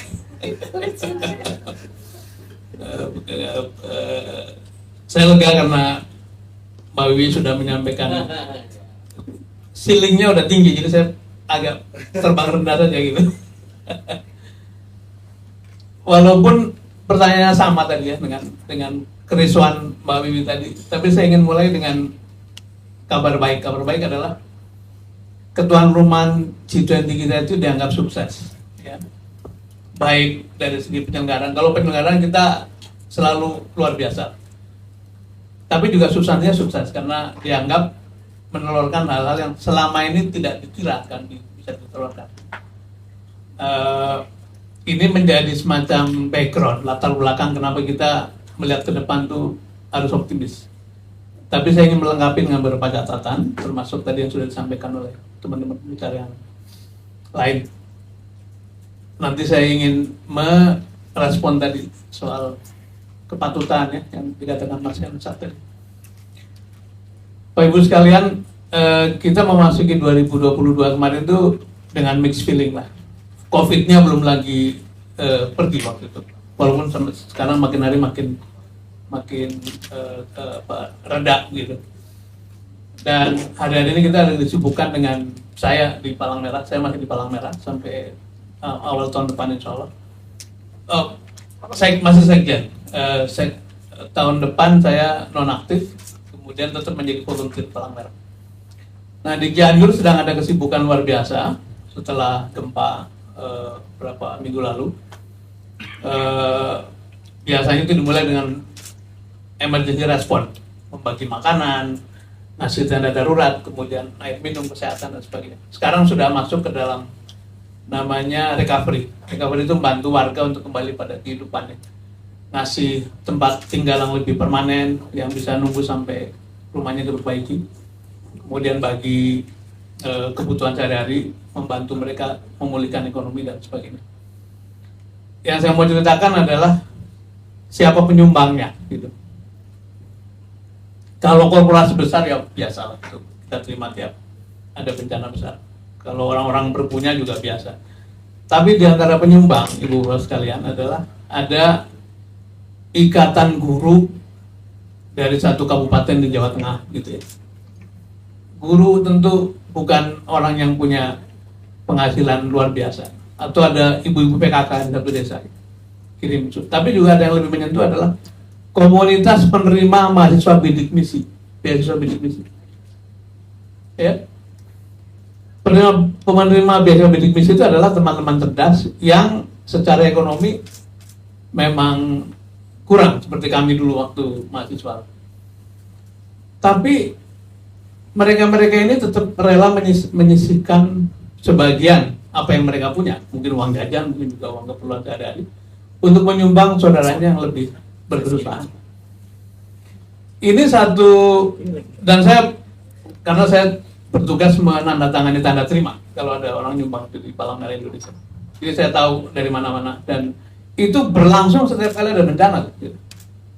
Termasuk ketika kami bersama-sama Mas Arif ini bikin forum solidaritas kemanusiaan mengatasi COVID. Pada waktu COVID kita juga menyaksikan yang oleh Mas Arif ini disebut sebagai parade atau festival tolong menolong.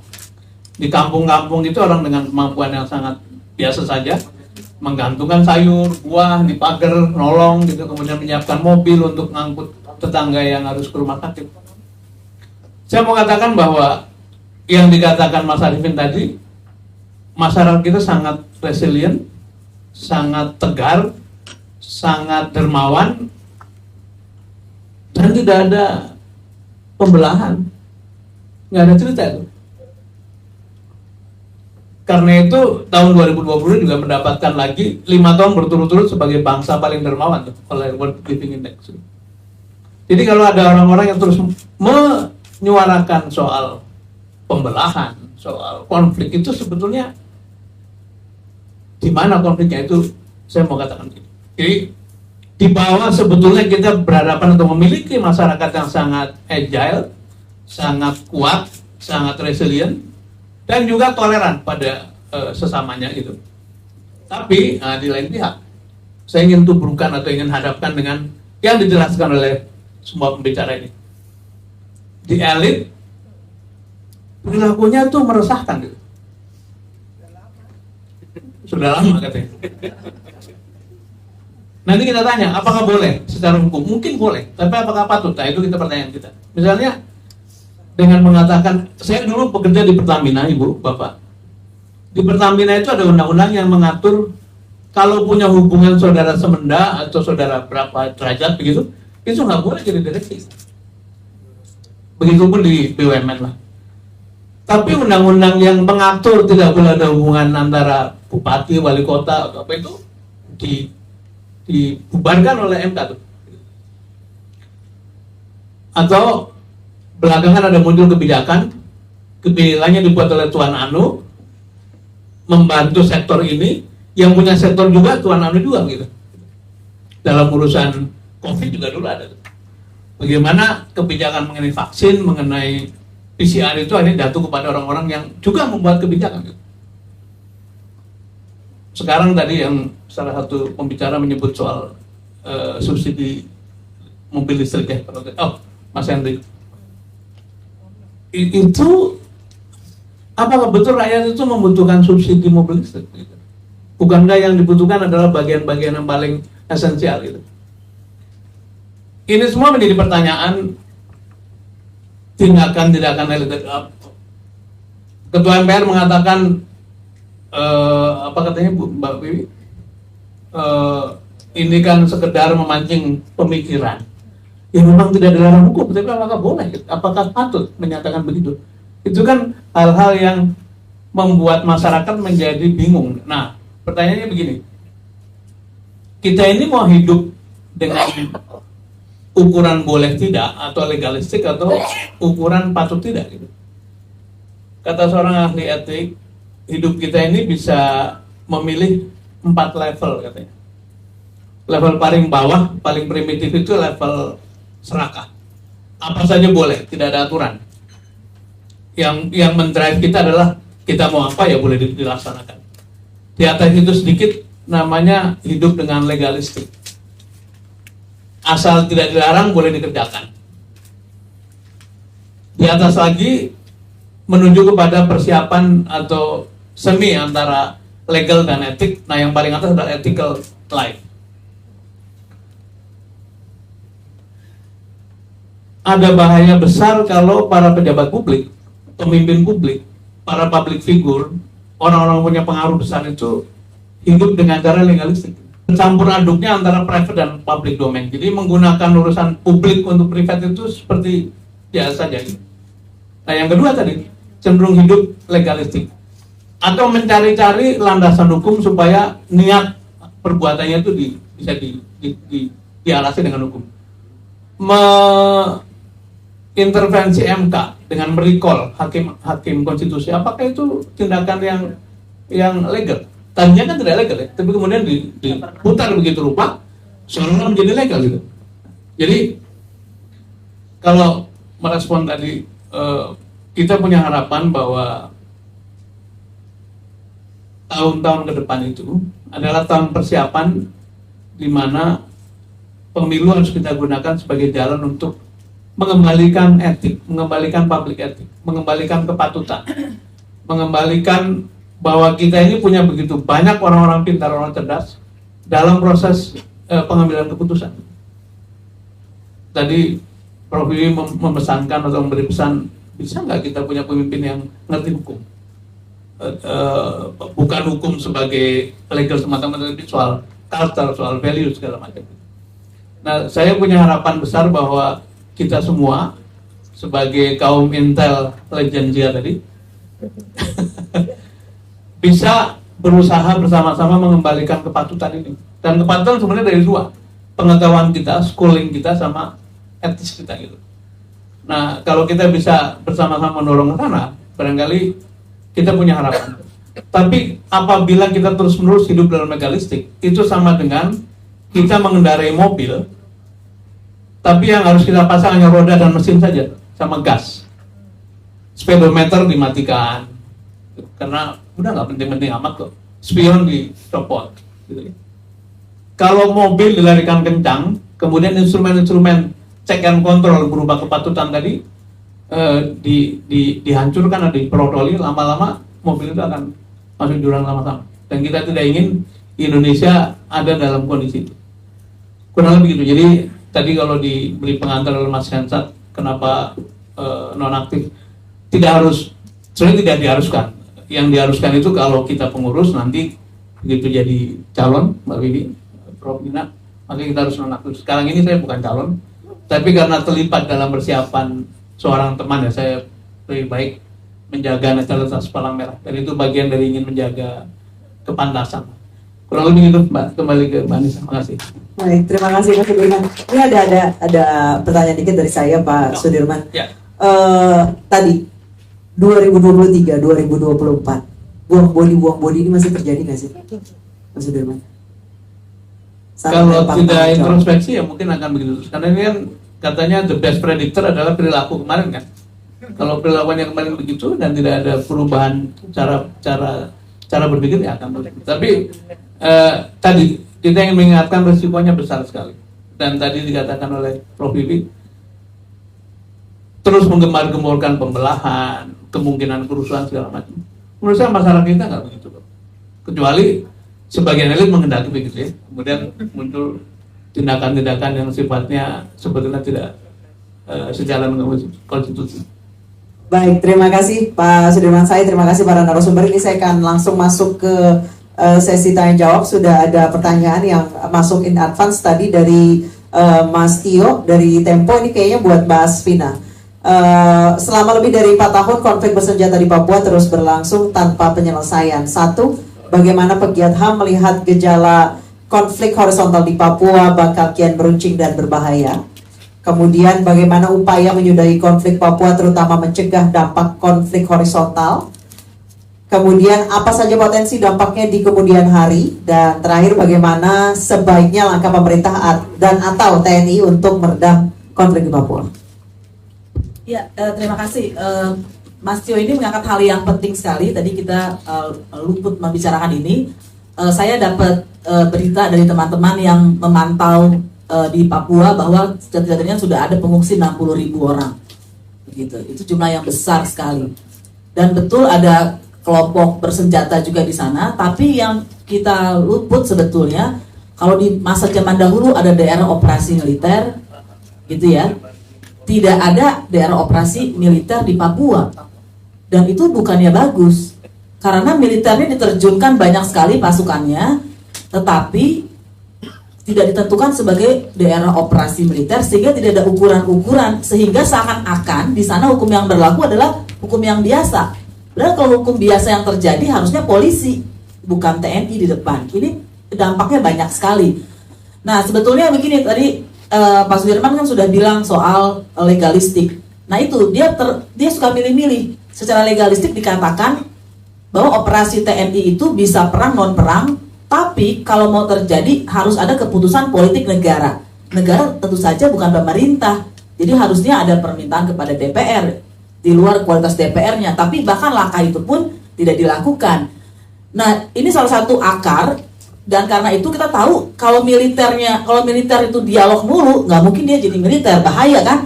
Nanti ada serangan dari luar dia dialog. Jadi memang nature-nya militer itu ya berperang karena memang dia ditugaskan untuk itu.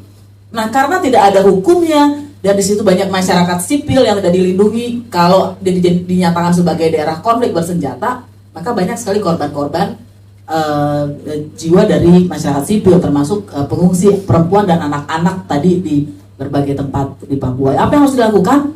Ini berat banget. Tapi pendekatan militeristik sudah terbukti di Indonesia tidak pernah berhasil. Timor Leste lepas, gitu ya. Dan jangan lupa sebetulnya ada sebuah dakwaan itu, ada indictment kalau teman-teman cari, yang nama-nama sekarang ditunjuk sebagai anggota KKR itu namanya ada di dalam dakwaan itu. Menko Polhukam kita Pak Wiranto itu namanya ada di dakwaan itu sebagai tersangka. Terdakwa ya, kalau dakwaan terdakwa pelanggaran HAM yang berat gitu ya. Nah jadi memang nggak ada, pemerintahan ini tidak punya kehendak untuk menyelesaikan masalah di Papua menurut saya, karena harusnya yang ditempuh bukan jalur tentara bersenjata tapi dialog. Aceh juga tidak selesai karena daerah operasi militer kan. Kok kita mau mengikuti contoh model yang tidak berhasil? Oke baik, semoga terjawab Mas Tio pertanyaannya. Ini selanjutnya tuan rumah mau bertanya langsung, Mas Henry. Silakan Mas Henry. Saya memanas-manasi. Ya saya manas-manasi aja. Sebelum ke pertanyaan ini nanti aja terakhir. Yang pertama, Kang Ronald ini saya penasaran ya. Saya kan bukan seleb ya, tapi itu selebritis seniman-seniman itu yang kayak Kang Ronald tuh prediksi jaya-jaya itu yang muter-muter itu concern terhadap kondisi politik di Indonesia nggak sih? Itu yang pertama ya. Mungkin ini agak subjektif ya, tapi saya mau dengar juga karena kan Anda terlihat bahagia sekali gitu, beda sekali dengan Mbak Wiwi kan. Ini negara ada yang urus nggak? Anda itu kan dari satu konser yang lain. Ini bentar ini biar sekalian.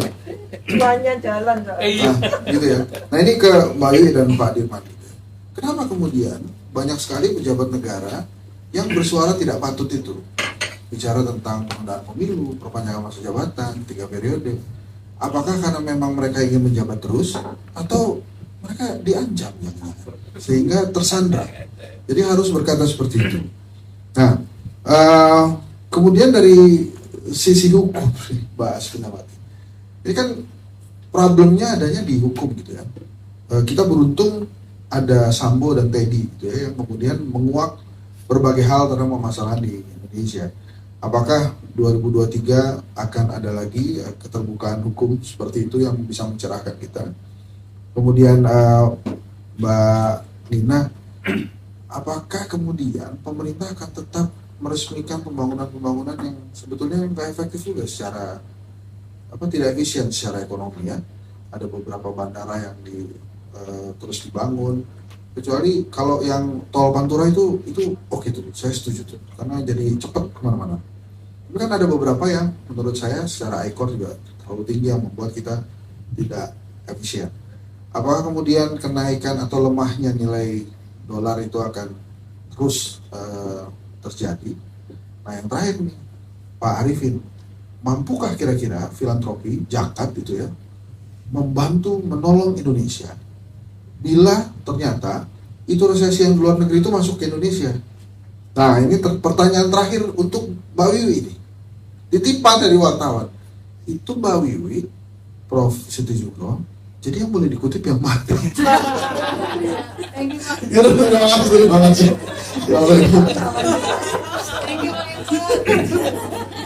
Oke, Kang Rona mungkin boleh duluan.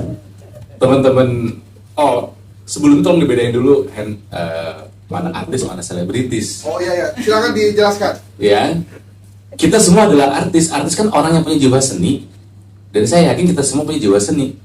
We are all an artist but not a celebrity. Saya nggak pernah bilang saya selebriti. Artis iya, karena saya punya jiwa seni. Gitu loh. Semua adalah artis, tapi tidak semua adalah selebritis. Nggak ada lah saya di acara gosip itu nggak ada. Jadi kalau yang kayak gitu-gitu mungkin selebriti. Saya emang nggak orang biasa aja. Cuman yang memang kerjanya seni. Oke, pedulikah sama politik? Menurut pengamatan saya tidak. Saya peduli sama politik. Saya aja yang peduli nggak ngelakuin apa-apa. Gimana yang nggak peduli? Ngerti aja nggak? Enggak. Karena yang menurut pengamatan saya dari teman-teman saya, teman-teman artis ini banyak yang melakukan apa yang Pak Jokowi bilang, kerja.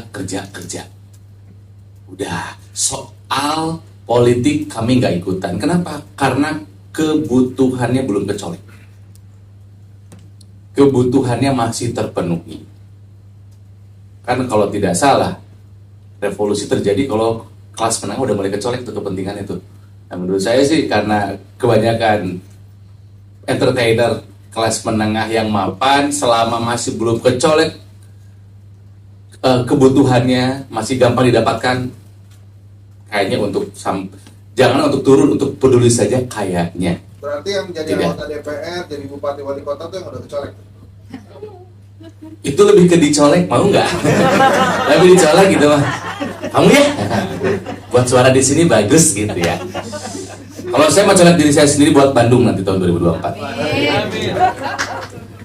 Gitu mungkin Mas Henry. Ya. Jadi nggak peduli ya?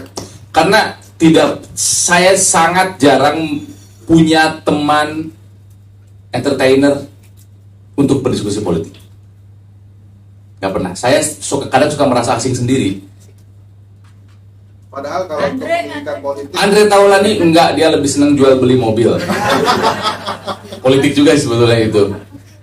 Jarang sekali ada di backstage, di break shooting, ngomongin hal yang tentang negara ini, politik, ekonomi, soal budaya, enggak. Ya mohon maaf ya, yang senang-senang aja gitu yang saya perhatikan ya. Jadi kadang suka bingung saya. Terakhir saya punya kelompok entertainer yang isinya bermutu ketika saya tergabung di acara Indonesia Lawak Club. Saya, Cak Lontong, Denny Chandra, Jarwo Kuat, Komeng, Akbar. Mungkin teman-teman boleh melihat mereka pelawak-pelawak. Oh, syarat menjadi lucu adalah pintar. Dan 5 tahun kurang 2 bulan yang paling menyenangkan dalam hidup saya setelah sahabat saya adalah di Indonesia Lawak Club. Saya menemukan orang-orang lucu yang pintar. Wah, itu obrolan belakang panggung itu luar biasa. luar biasa. Dan setelah acara itu selesai, saya nggak pernah menemukan lagi teman berbincang yang berat tapi menyenangkan dari kalangan teman-teman entertainer gitu. Oke, baik, terima kasih Kang Ronald. Selanjutnya Mbak Asvin ya. Mbak Asvin tadi pertanyaan dari Mas Hendrik. Ya, Mas Hendrik. Jadi ini kan nanya supaya saya ngomong gitu ya, saya bisa jawab sendiri. Apakah akan ada seperti itu? Saya memaknai dua kejadian dan terungkap. Dan karena saya bukan cenayang, saya nggak bisa dengan prediksi. Saya mau lihat polanya. Pada apa yang terjadi pada Sambo itu kan ada bagian menghilangkan barang bukti ya. Yang lain-lainnya mungkin kita sulit, tapi yang sudah pasti menghilangkan barang bukti terjadi. Dalam kasus Novel Baswedan ada penghilangan, diindikasikan ada penghilangan barang bukti. Dalam kasus Dice, jadi gosip-gosip zaman dulu, zaman Soeharto. Nah, Bang Ronald udah hidup juga tuh zaman itu. Ini gosip yang sering diceritain ibu saya nih. Jadi ada Dice Pragawati yang dibunuh dan kemudian muncullah dukun katanya Pak Ade pembunuhnya, dan kemudian ibu-ibu atau bapak-bapak, anak-anak gosip ini kayak terkait keluarga Cendana nih gitu, meskipun nggak pernah dibuktikan. Pada waktu itu saya ketemu kemudian pengacaranya senior di LBH, dia bilang itu diindikasikan barang buktinya dibuang juga. Itu tahun 80-an ya. 80-an barang bukti dibuang. Novel Baswedan 2000-an kemarin itu dibuang. 2012 sekarang dibuang. Jadi dari 80 sekarang udah 30 tahun, polanya sama. Jadi sebetulnya reformasi itu tidak pernah menyentuh institusi penegak hukum. Karena itulah dibikin KPK. Di Undang-Undang Pemberantasan Korupsi yang lama disebutkan yang harusnya disasar oleh KPK siapa? Penegak hukum, baru aparatur penyelenggara negara. Tapi setiap penegak hukum disentuh terjadi cicak buaya, geger-gegeran itu kan, ada yang tersangka.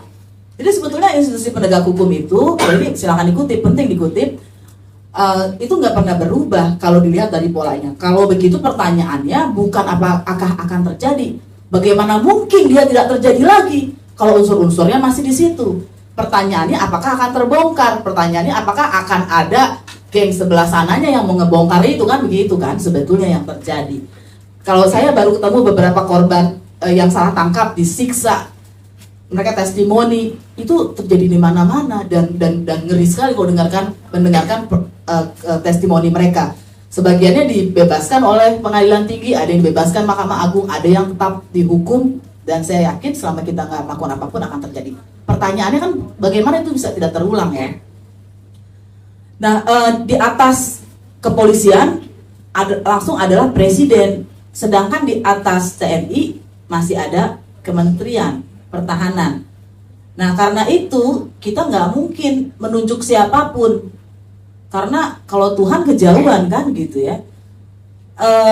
Jadi yang bisa membenarkan, bisa ngebenerin kepolisian, penegak hukum saat ini ya selain Kapolri ya cuma presiden, nggak ada yang lain. Itu jadi tugas utamanya presiden. Jadi baik buruknya kepolisian yaitu adalah cermin baik buruknya kepolisian.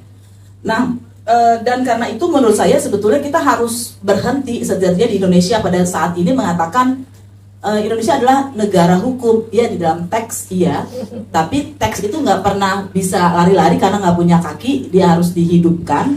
Dan karena itu saya mau memilih mengatakan hukum itu adalah alat kekuasaan, alat untuk pemerintah, dan Indonesia tidak lagi menjalankan rule of law, tapi rule by law kan, sama-sama itu pakai hukum. Tapi bukan hukum sebagai esensialnya, tapi yang penting ada capnya. Karena itu kalau kita lihat KUHP, lihat Omnibus Law, Cipta Kerja dan lain-lain, dia lebih semacam pemutihan praktek-praktek yang udah ada aja gitu kan. Oh, prakteknya apa nih? Selama ini orang-orang masih bisa teriak itu melanggar hukum. Ya udah kita bikin yang baru supaya dia nggak jadi melanggar hukum. Oke, terima kasih Mas Win. Selanjutnya Bu Nina. Pertanyaan ke saya tadi investasi gitu ya, dari Mas Hendri. Ya, apakah bisa dihentikan gitu? Ya bisa lah, kalau memang prioritas itu disusun ulang gitu ya. Jadi pertanyaannya bagaimana bisa dirubah, bagaimana bisa mendorong bahwa ini loh prioritas yang utama. Memang faktornya adalah gini, kalau nggak kepepet nggak dirubah prioritasnya. Jadi ini kan dianggap nggak kepepet, ini kan COVID diatasi dengan baik ya. Jadi maksudnya ya kan diizinkan untuk berhutang agak melebar, defisitnya lebih tinggi dari 3% gitu kemarin gitu ya. Jadi dianggap tidak ada masalah melanjutkan kegiatan-kegiatan infrastruktur dan sebagainya yang mungkin menyedot dana negara lebih besar daripada prioritas lainnya gitu. Jadi pertanyaan kita kan, kalau begitu akan begini lagi tahun 2023 ya begini. Kalau tidak ada sesuatu yang terpaksa. Nah, terpaksanya itu kalau faktor eksternalnya besar sekali. Itu yang saya lihat terjadi tahun 98, di mana mata uang kita jatuh waktu tahun itu dari, saya ingat 3.000-an ya, tahun 97-nya menjadi sempat 15.000 di bulan Juli tahun 98. Jadi bayangkan, gitu ya.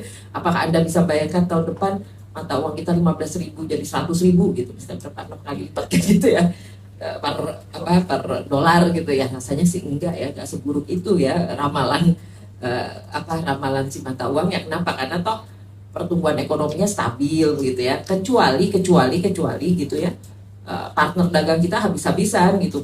Tiongkok nih turun memang, lalu Uni Eropa, tapi Amerika masih naik, saya lihat diversifikasi masih ada. Jadi belum terbayar sesuatu yang sangat frontal di tahun 2023. Yang ada cuma slowing down, sedikit menurun pertumbuhan ekonominya, tapi bukan dibayangkan akan sangat negatif, kecuali kalau faktor eksternalnya besar sekali.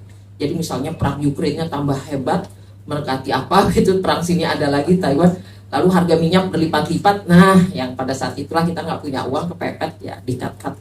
Jadi itu jawaban kalau prioritas investasi, kecualinya banyak, atau kecuali faktor internal yang tadi disebutkan Bu Wiwi tadi. Oke, mungkin chaosnya luar biasa gitu ya, baru tekanan itu terjadi gitu ya. Saya melihatnya dari sisi perekonomian, sebagian besar ekonom masih optimis bahwa ini hanya penurunan, bukan negatif. Jadi bukan resesi. Ya, dalam arti resesi itu negatif, pertumbuhannya 2 triwulan year on year gitu ya. Itu tidak, kita masih optimis, rata-rata itu masih oke, mungkin menurun ke 4 ke 3 gitu, mungkin sekitar itulah seburuk-buruknya, kecuali faktor eksternalnya luar biasa.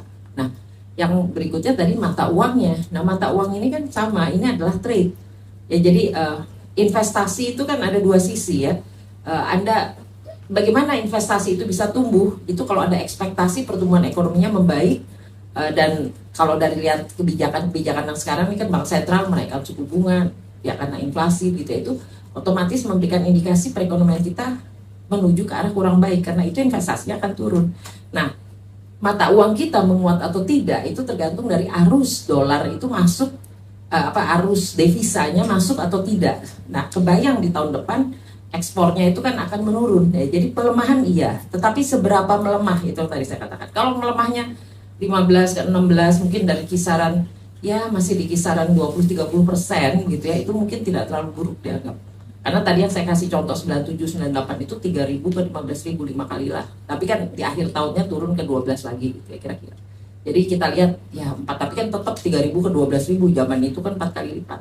Jadi membayangkannya sama dengan sekarang 15.000 ke 60.000 kira-kira gitu. Ya tidak buruk. Ya jadi makanya saya mau mengatakannya stabilitas ekonominya masih dibayangkan oke, hanya stabilitas dari eksternalnya yang tidak oke. Ya jadi sama Bu Wiwi kemarin kita juga diundang di Las Mahanas gitu kan, deg-degannya kita melihatnya cuman tanda kutip ya. Di sini saya hanya ingin mengatakan kita selalu ingin optimis bahwa ini sebetulnya tidak buruk kalau PR-nya dikerjain.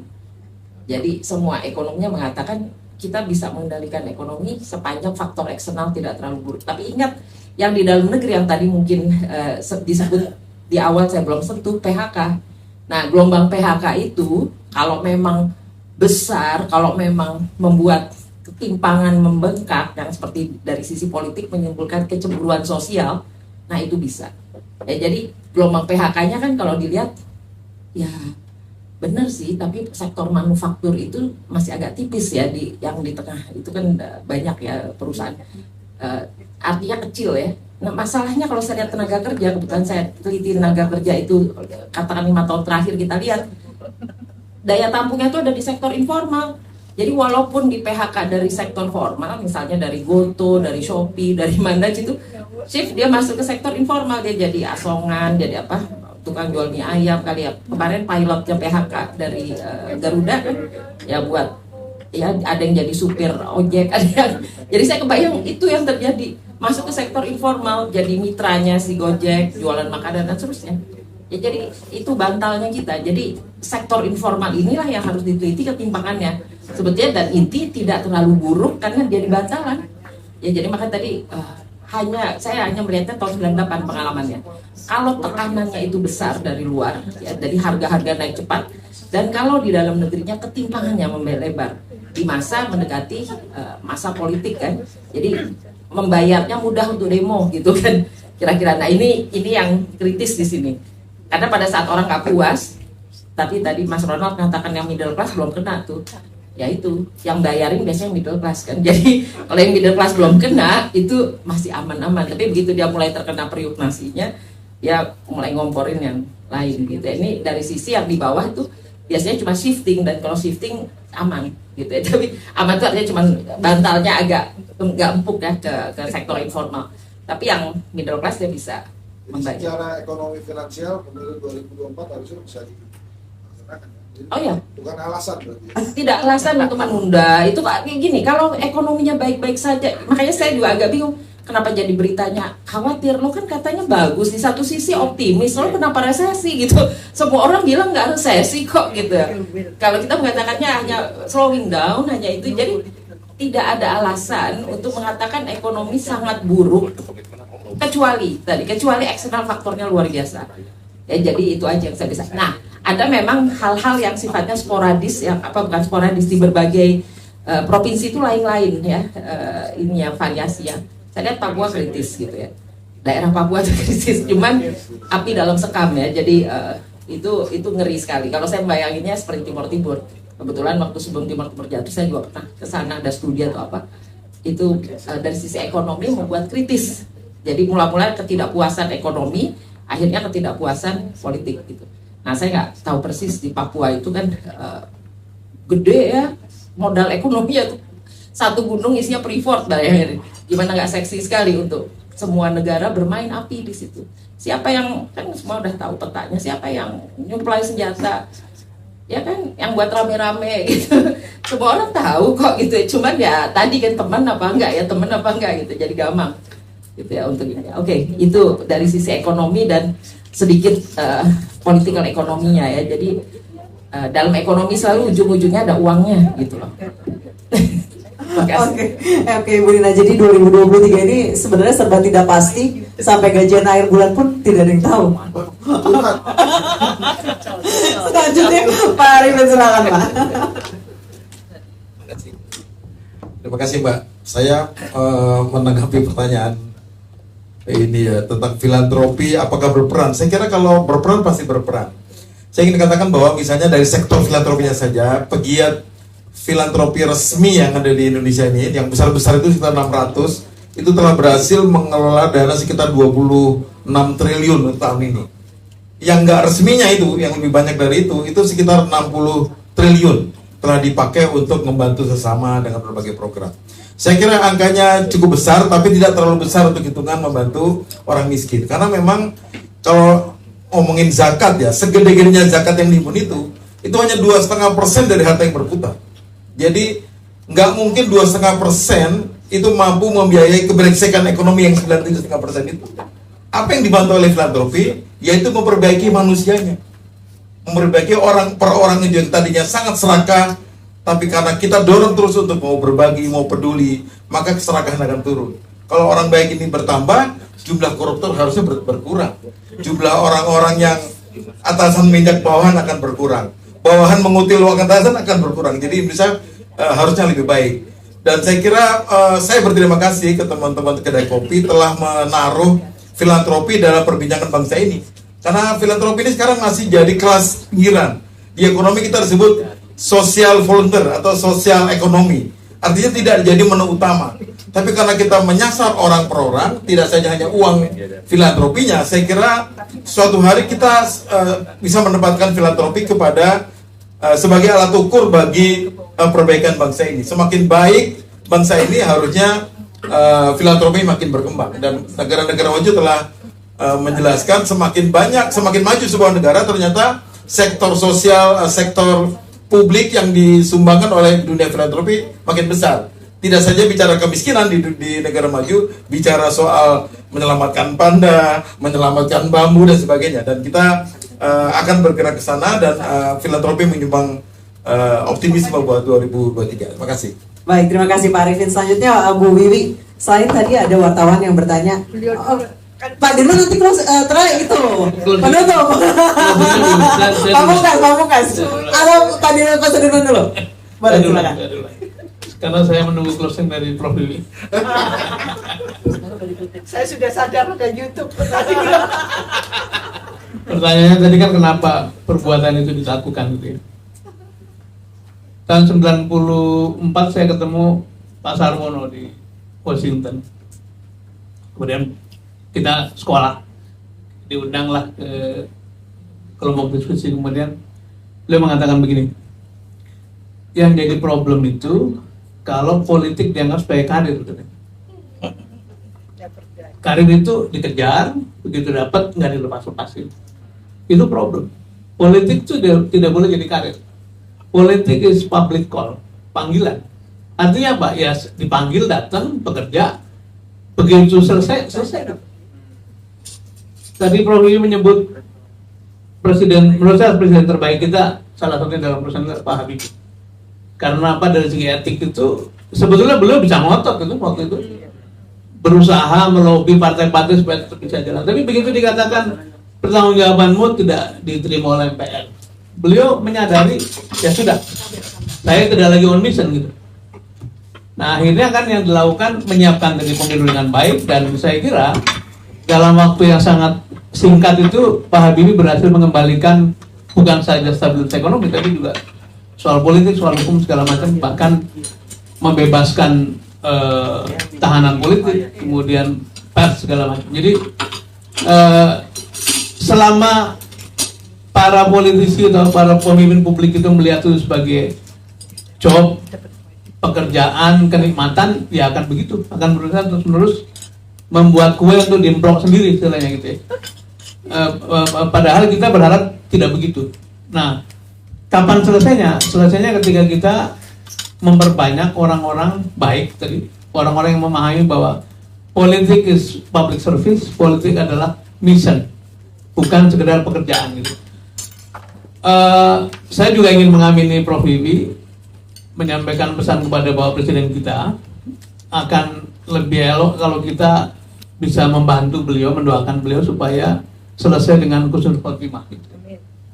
Menyiapkan garis finishnya dengan baik, menyiapkan segala sesuatu sehingga kemudian legasinya adalah pemerintahan yang lebih baik daripada sekarang gitu. Itu satu legasi dari pemimpin yang paling indah adalah ketika berhasil meng-create atau menumbuhkan pemimpin berikutnya yang bekerja dengan lebih baik.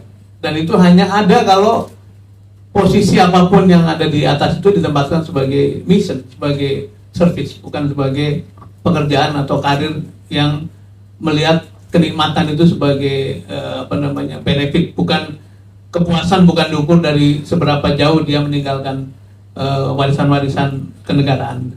Mungkin gitu Mas Hendra, Mbak Nisa. Baik, terima kasih Pak Sudirman. Cukup ya. Sudah cukup. Ini waktunya juga sudah mau jam 3. Bu Wiwi mungkin sekalian menjawab pertanyaan wartawan tadi, sebenarnya mana yang boleh dikutip, mungkin sekalian boleh kita closing statement. Iya. Tadi saya tadi tidak sadar kalau ada YouTube gitu ya. Jadi kebiasaan lugas ya, sekolahnya di LIPI, 36 tahun di LIPI, jadi seperti ini. Cuman LIPI sudah bubar.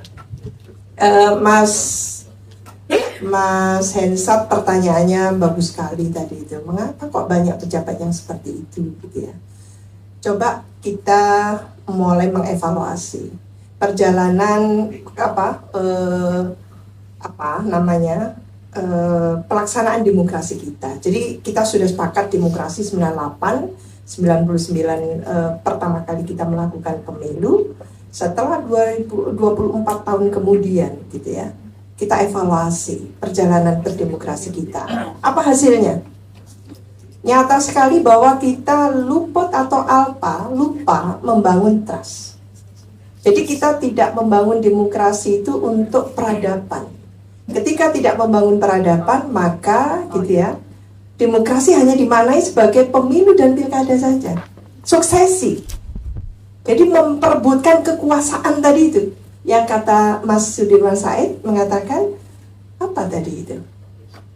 Susah juga kalau politik dianggap sebagai karir gitu. Nah, ketika pejabat-pejabat menganggap itu gitu ya, karir tadi, etika tidak dipertimbangkan. Alias etika, norma, kepatutan itu dinafikan oleh mereka. Karena kompetisinya ya, mohon maaf, tidak buruk lagi, jorok kan gitu. Negatif ini masalahnya gitu. Nah, ketika demokrasi kita tidak membangun values kita, katanya Indonesia ini bangsa yang sangat Pancasila, beradab, 5 silanya gitu. Saya hafal banget karena tiap Senin kami di BRIN ini melakukan apel jam 8 sampai jam 9. Apel pagi. Pancasila 1 gitu kan. 2, 3 sampai sila kelima. Membaca konstitusi, pembukaan konstitusi. Hafal tiap hari. Berapa tahun ini udah? Hafal banget gitu. Tapi itu pula yang nggak kita lakukan sebagai masyarakat gitu ya. Nah, itu pula nggak direfleksikan, bukan masyarakat, elitnya. Elitnya tidak memberikan teladan yang patut diteladani oleh masyarakat, sehingga etika diterobos melulu gitu ya. Lalu mencari justifikasi, kata Mbak pakar hukum kita yang fenomenal. Dikatakan, oh nggak ada rujukannya, nggak apa-apa. Kan ini simulasi. Ini hanya testing the water. Testing the water kok oleh lembaga tinggi negara gitu loh. Ini yang nggak enak menurut saya. Sama. Nanti pimpinan survei-survei juga begitu, nggak apa-apa. Kita simulasikan gitu ya. 3 periode nggak apa-apa gitu kan. Dengan bangganya pakai kaos 3 periode kayak apapun gitu ya. Jadi menurut saya kenapa gitu nggak ada beban sama sekali dari orang per orang ini melakukan hal-hal yang sangat tidak etis gitu ya, sangat melanggar norma kita gitu. Etika itu di atas hukum, benar Mbak Esmi? Itu kan di atas hukum. Jadi dia nggak dipasalkan, nggak diayatkan. Kalau dilanggar banyak yang teriak, itulah etika gitu. Nah, ini yang kita catat tadi itu, maka tidak aneh kalau kita sering mendengar sahutan-sahutan baik yang di legislatif maupun yang di eksekutif untuk mengatakan hal-hal yang sangat tidak patut tadi itu. Saya khawatir kalau terus-menerus orang-orang sipil diberikan peluang untuk mengelola demokrasinya seperti ini, tidak hanya stagnasi tapi mengalami setback, maka chaos terjadi lalu akan diambil alih oleh siapa? Tuh, silakan loh yang jawab, bukan saya, YouTube gitu ya. Ya, jadi itu ilmunya sudah seperti itu. Dan Indonesia selalunya secara empirik, pengalaman empirik menunjukkan bukan krisis politik yang bisa menumbangkan rezim, tapi krisis ekonomi. Krisis ekonomi yang luar biasa, masyarakat tidak mampu, tidak lagi bisa membeli kebutuhan pokoknya, hand in hand atau kawin mawin dengan gitu ya. Tentunya ketidakpuasan luar biasa secara politik ini yang akan menjadikan nantinya chaos. Itu. Termasuk chaos akan muncul kalau pemilu dihalang-halangi. Pemilu tunda, 3 periode, gitu. Itu terus kosakatanya. Kalau seingat saya di kedai kopi pula yang diskusi beberapa bulan yang lalu, itu pernah terjadi rezim di periodenya Pak SBY itu hanya beberapa saat saja dia mau 3 periode, itu diucapkan oleh kader, lalu tidak disetujui, lalu ada resistensi masyarakat, selesai. Ini tidak, terus menerus gitu loh. Dan luar biasa sekarang diberikan endorsement oleh lembaga tinggi negara gitu. Nah kalau itu terjadi beneran, lalu sebagian besar partai politik mengiyakan, nggak ada masalah itu, benar nggak secara hukum? Selesai. Nggak masalah di MPR, nggak masalah di lembaga tinggi negara, di eksekutif, masalah bagi grassroots. Itu yang akan menimbulkan chaos. Jadi social unrest tidak bisa dihalang-halangi lagi. Apalagi kalau kita melihat political economy dari perspektif otonomi daerah. Dengan munculnya Undang-Undang Minerba, Undang-Undang 3 nomor 3 tahun 2020 ya Mbak, dan Undang-Undang Ciptaker mengenai desentralisasi dan otonomi daerah, ketidakpuasan daerah itu sudah muncul. Kemarin apa yang kita dengar dari Bupati Miranti? Dengan bahasa yang sangat kritis gitu ya, meminta pemerintah pusat melalui Kemenkyu untuk memihaki kabupaten yang Miranti hasil pemekaran itu yang masih tidak kaya kan gitu. Itu baru Miranti, belum lainnya nanti. Dan kita punya sejarah pemberontakan daerah tahun 1958. Ketidakpuasan, kekecewaan kepada pemerintah pusat karena ketidakadilan ekonomi dan politik. Jadi itu yang harusnya menjadi fokus dari pemerintahan sekarang ini. Kesenjangan tadi itu. Bukan intoleransi melulu. Pancasila ini sudah given. Jadi kita tahu melek mata kehidupan kita itu harus berdampingan secara damai dengan sesama. Jadi elit itu menegaskan itu saja gitu. Pancasila kita perlukan karena kita keluarga besar rakyat Republik Indonesia, kan gitu mestinya. Seperti Bung Karno itu, bagaimana memberikan antusiasme gitu ya, memberikan semangat kepada rakyat, bukan memecah belah gitu. Ini yang kita khawatirkan, justru masyarakat marah nanti. Jadi elit ini yang harus bisa menahan diri. Menurut saya itu Mbak, sebelum saya diingatkan. Makasih. Terima kasih. Sebelum kita tutup diskusi, mungkin ada teman-teman yang di sini mau bertanya, dipersilakan. Oke. Satu saja. Oke, baik. Di wrap up saja karena waktunya sudah sangat mepet. Silakan, Mbak. Dari mana pertanyaannya? Pas sebentar. Mas kiri. Izin, Raiza dari Romolaidi. Ibu Nina, izin mau bertanya tentang apa? Kan kemarin Bloomberg sudah mengeluarkan ininya ya, hasil surveinya ya Bu, investor IKN itu berantakan gitu. Nah, kalau dari tahun 2023 nanti, di tahun 2023 nanti kira-kira peluangnya, harapannya gimana ya Bu untuk investor masuk ke Indonesia? Karena kan ILO saat ini belum ada yang mau menandatangani secara resmi lah untuk investor IKN itu. Kalau dari prediksi Ibu gimana nih untuk 2023, apakah nanti di pembangunan IKN akan terus berlanjut tanpa investor asing atau lagi-lagi negara gitu lewat hutang? Karena kan modalnya kata Pak Jokowi kemarin cuma 460 triliun ya Bu, lebih sedikit dibandingkan penanganan COVID yang 1.200 triliun. Kalau dari pandangan Ibu gimana? Sama Bu Siti Zuhro satu lagi, Ibu izin minta tanggapannya soal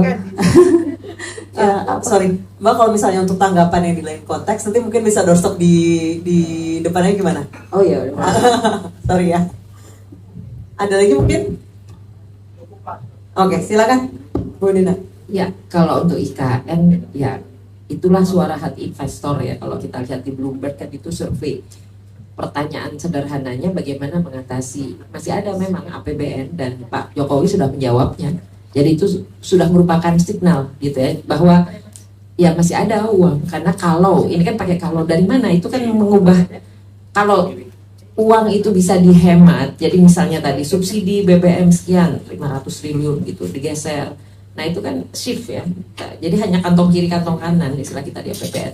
Hanya siapa yang berkorban untuk itu. Misalnya yang di-shift adalah subsidi BBM, ini misal subsidi BBM berarti kan harga minyaknya naik, membayar itu gitu loh. Itu aja yang kita bayangkan kan. Oke Pak, kalau dari APBN lalu uang yang mana yang dipakai kan gitu. Karena kenaikan pajaknya kan mungkin tahun depan tidak secerah tahun ini. Tahun ini kebetulan harga-harga komoditas naik, jadi kenaikan pajaknya tinggi. Nah tahun depan bayangannya nanti melemah di ekspor dan sebagainya. Jadi kemungkinan pajak tahun depan tidak secerah hari ini gitu ya. Jadi bisa utang, tapi kan semua orang juga mau utang, akan sulit juga menarik utang besar gitu kan. Ya, jadi ini pilihan. Ya, jadi kalau tadi saya menganggapnya sekarang Pak Jokowi kan udah punya plan berarti, dan dia sudah ungkapkan oke, itu nggak besar karena dibandingkan ini berarti ada uangnya, tapi uang itu shift dari pos yang mana, itu yang harus diperhatikan. Berarti itulah pengorbanan rakyat lah kira-kira.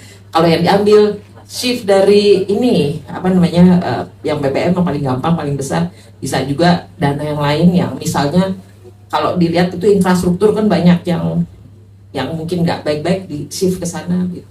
Tapi saya yakin jumlahnya ya akan hati-hati sekali kalau pakai dana APBN, nggak bisa sekian ratus sekaligus gitu kan, berarti bertahap. Jadi itu yang dibayangkan. Ya, jadi tidak seindah rencana di awal lah kira-kira. Oke, baik, terima kasih Bu Nina. Sebelum kita tutup diskusi hari ini, CEO dari Kedai Kopi akan memberikan closing statement atau sepatah dua patah kata. Silakan Mas Guntur.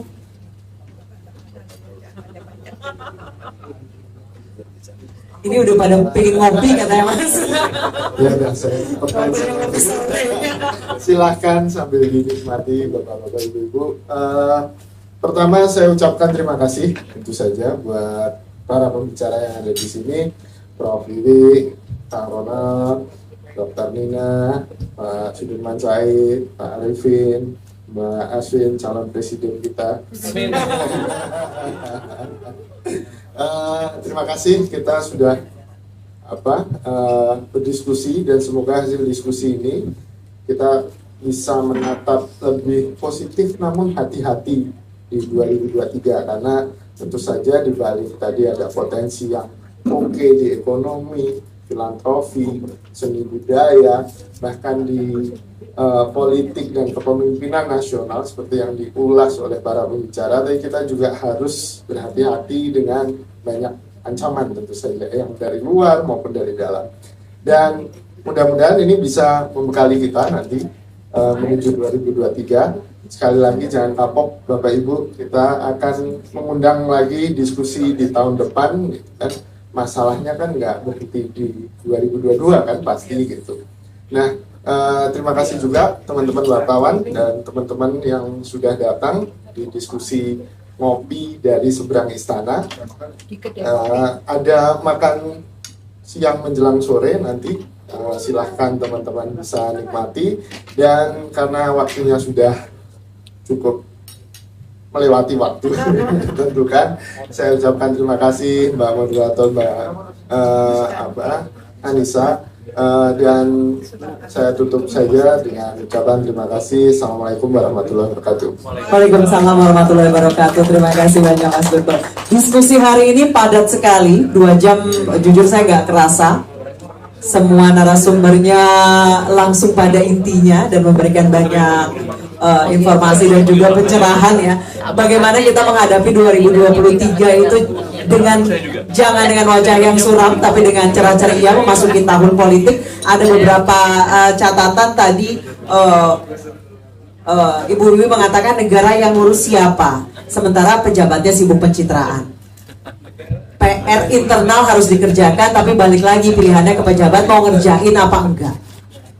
Kemudian politik itu biarlah menjadi sesuatu yang membangun masyarakat, yang ngurusin masyarakat, bukan politik yang kebanyakan gimmick.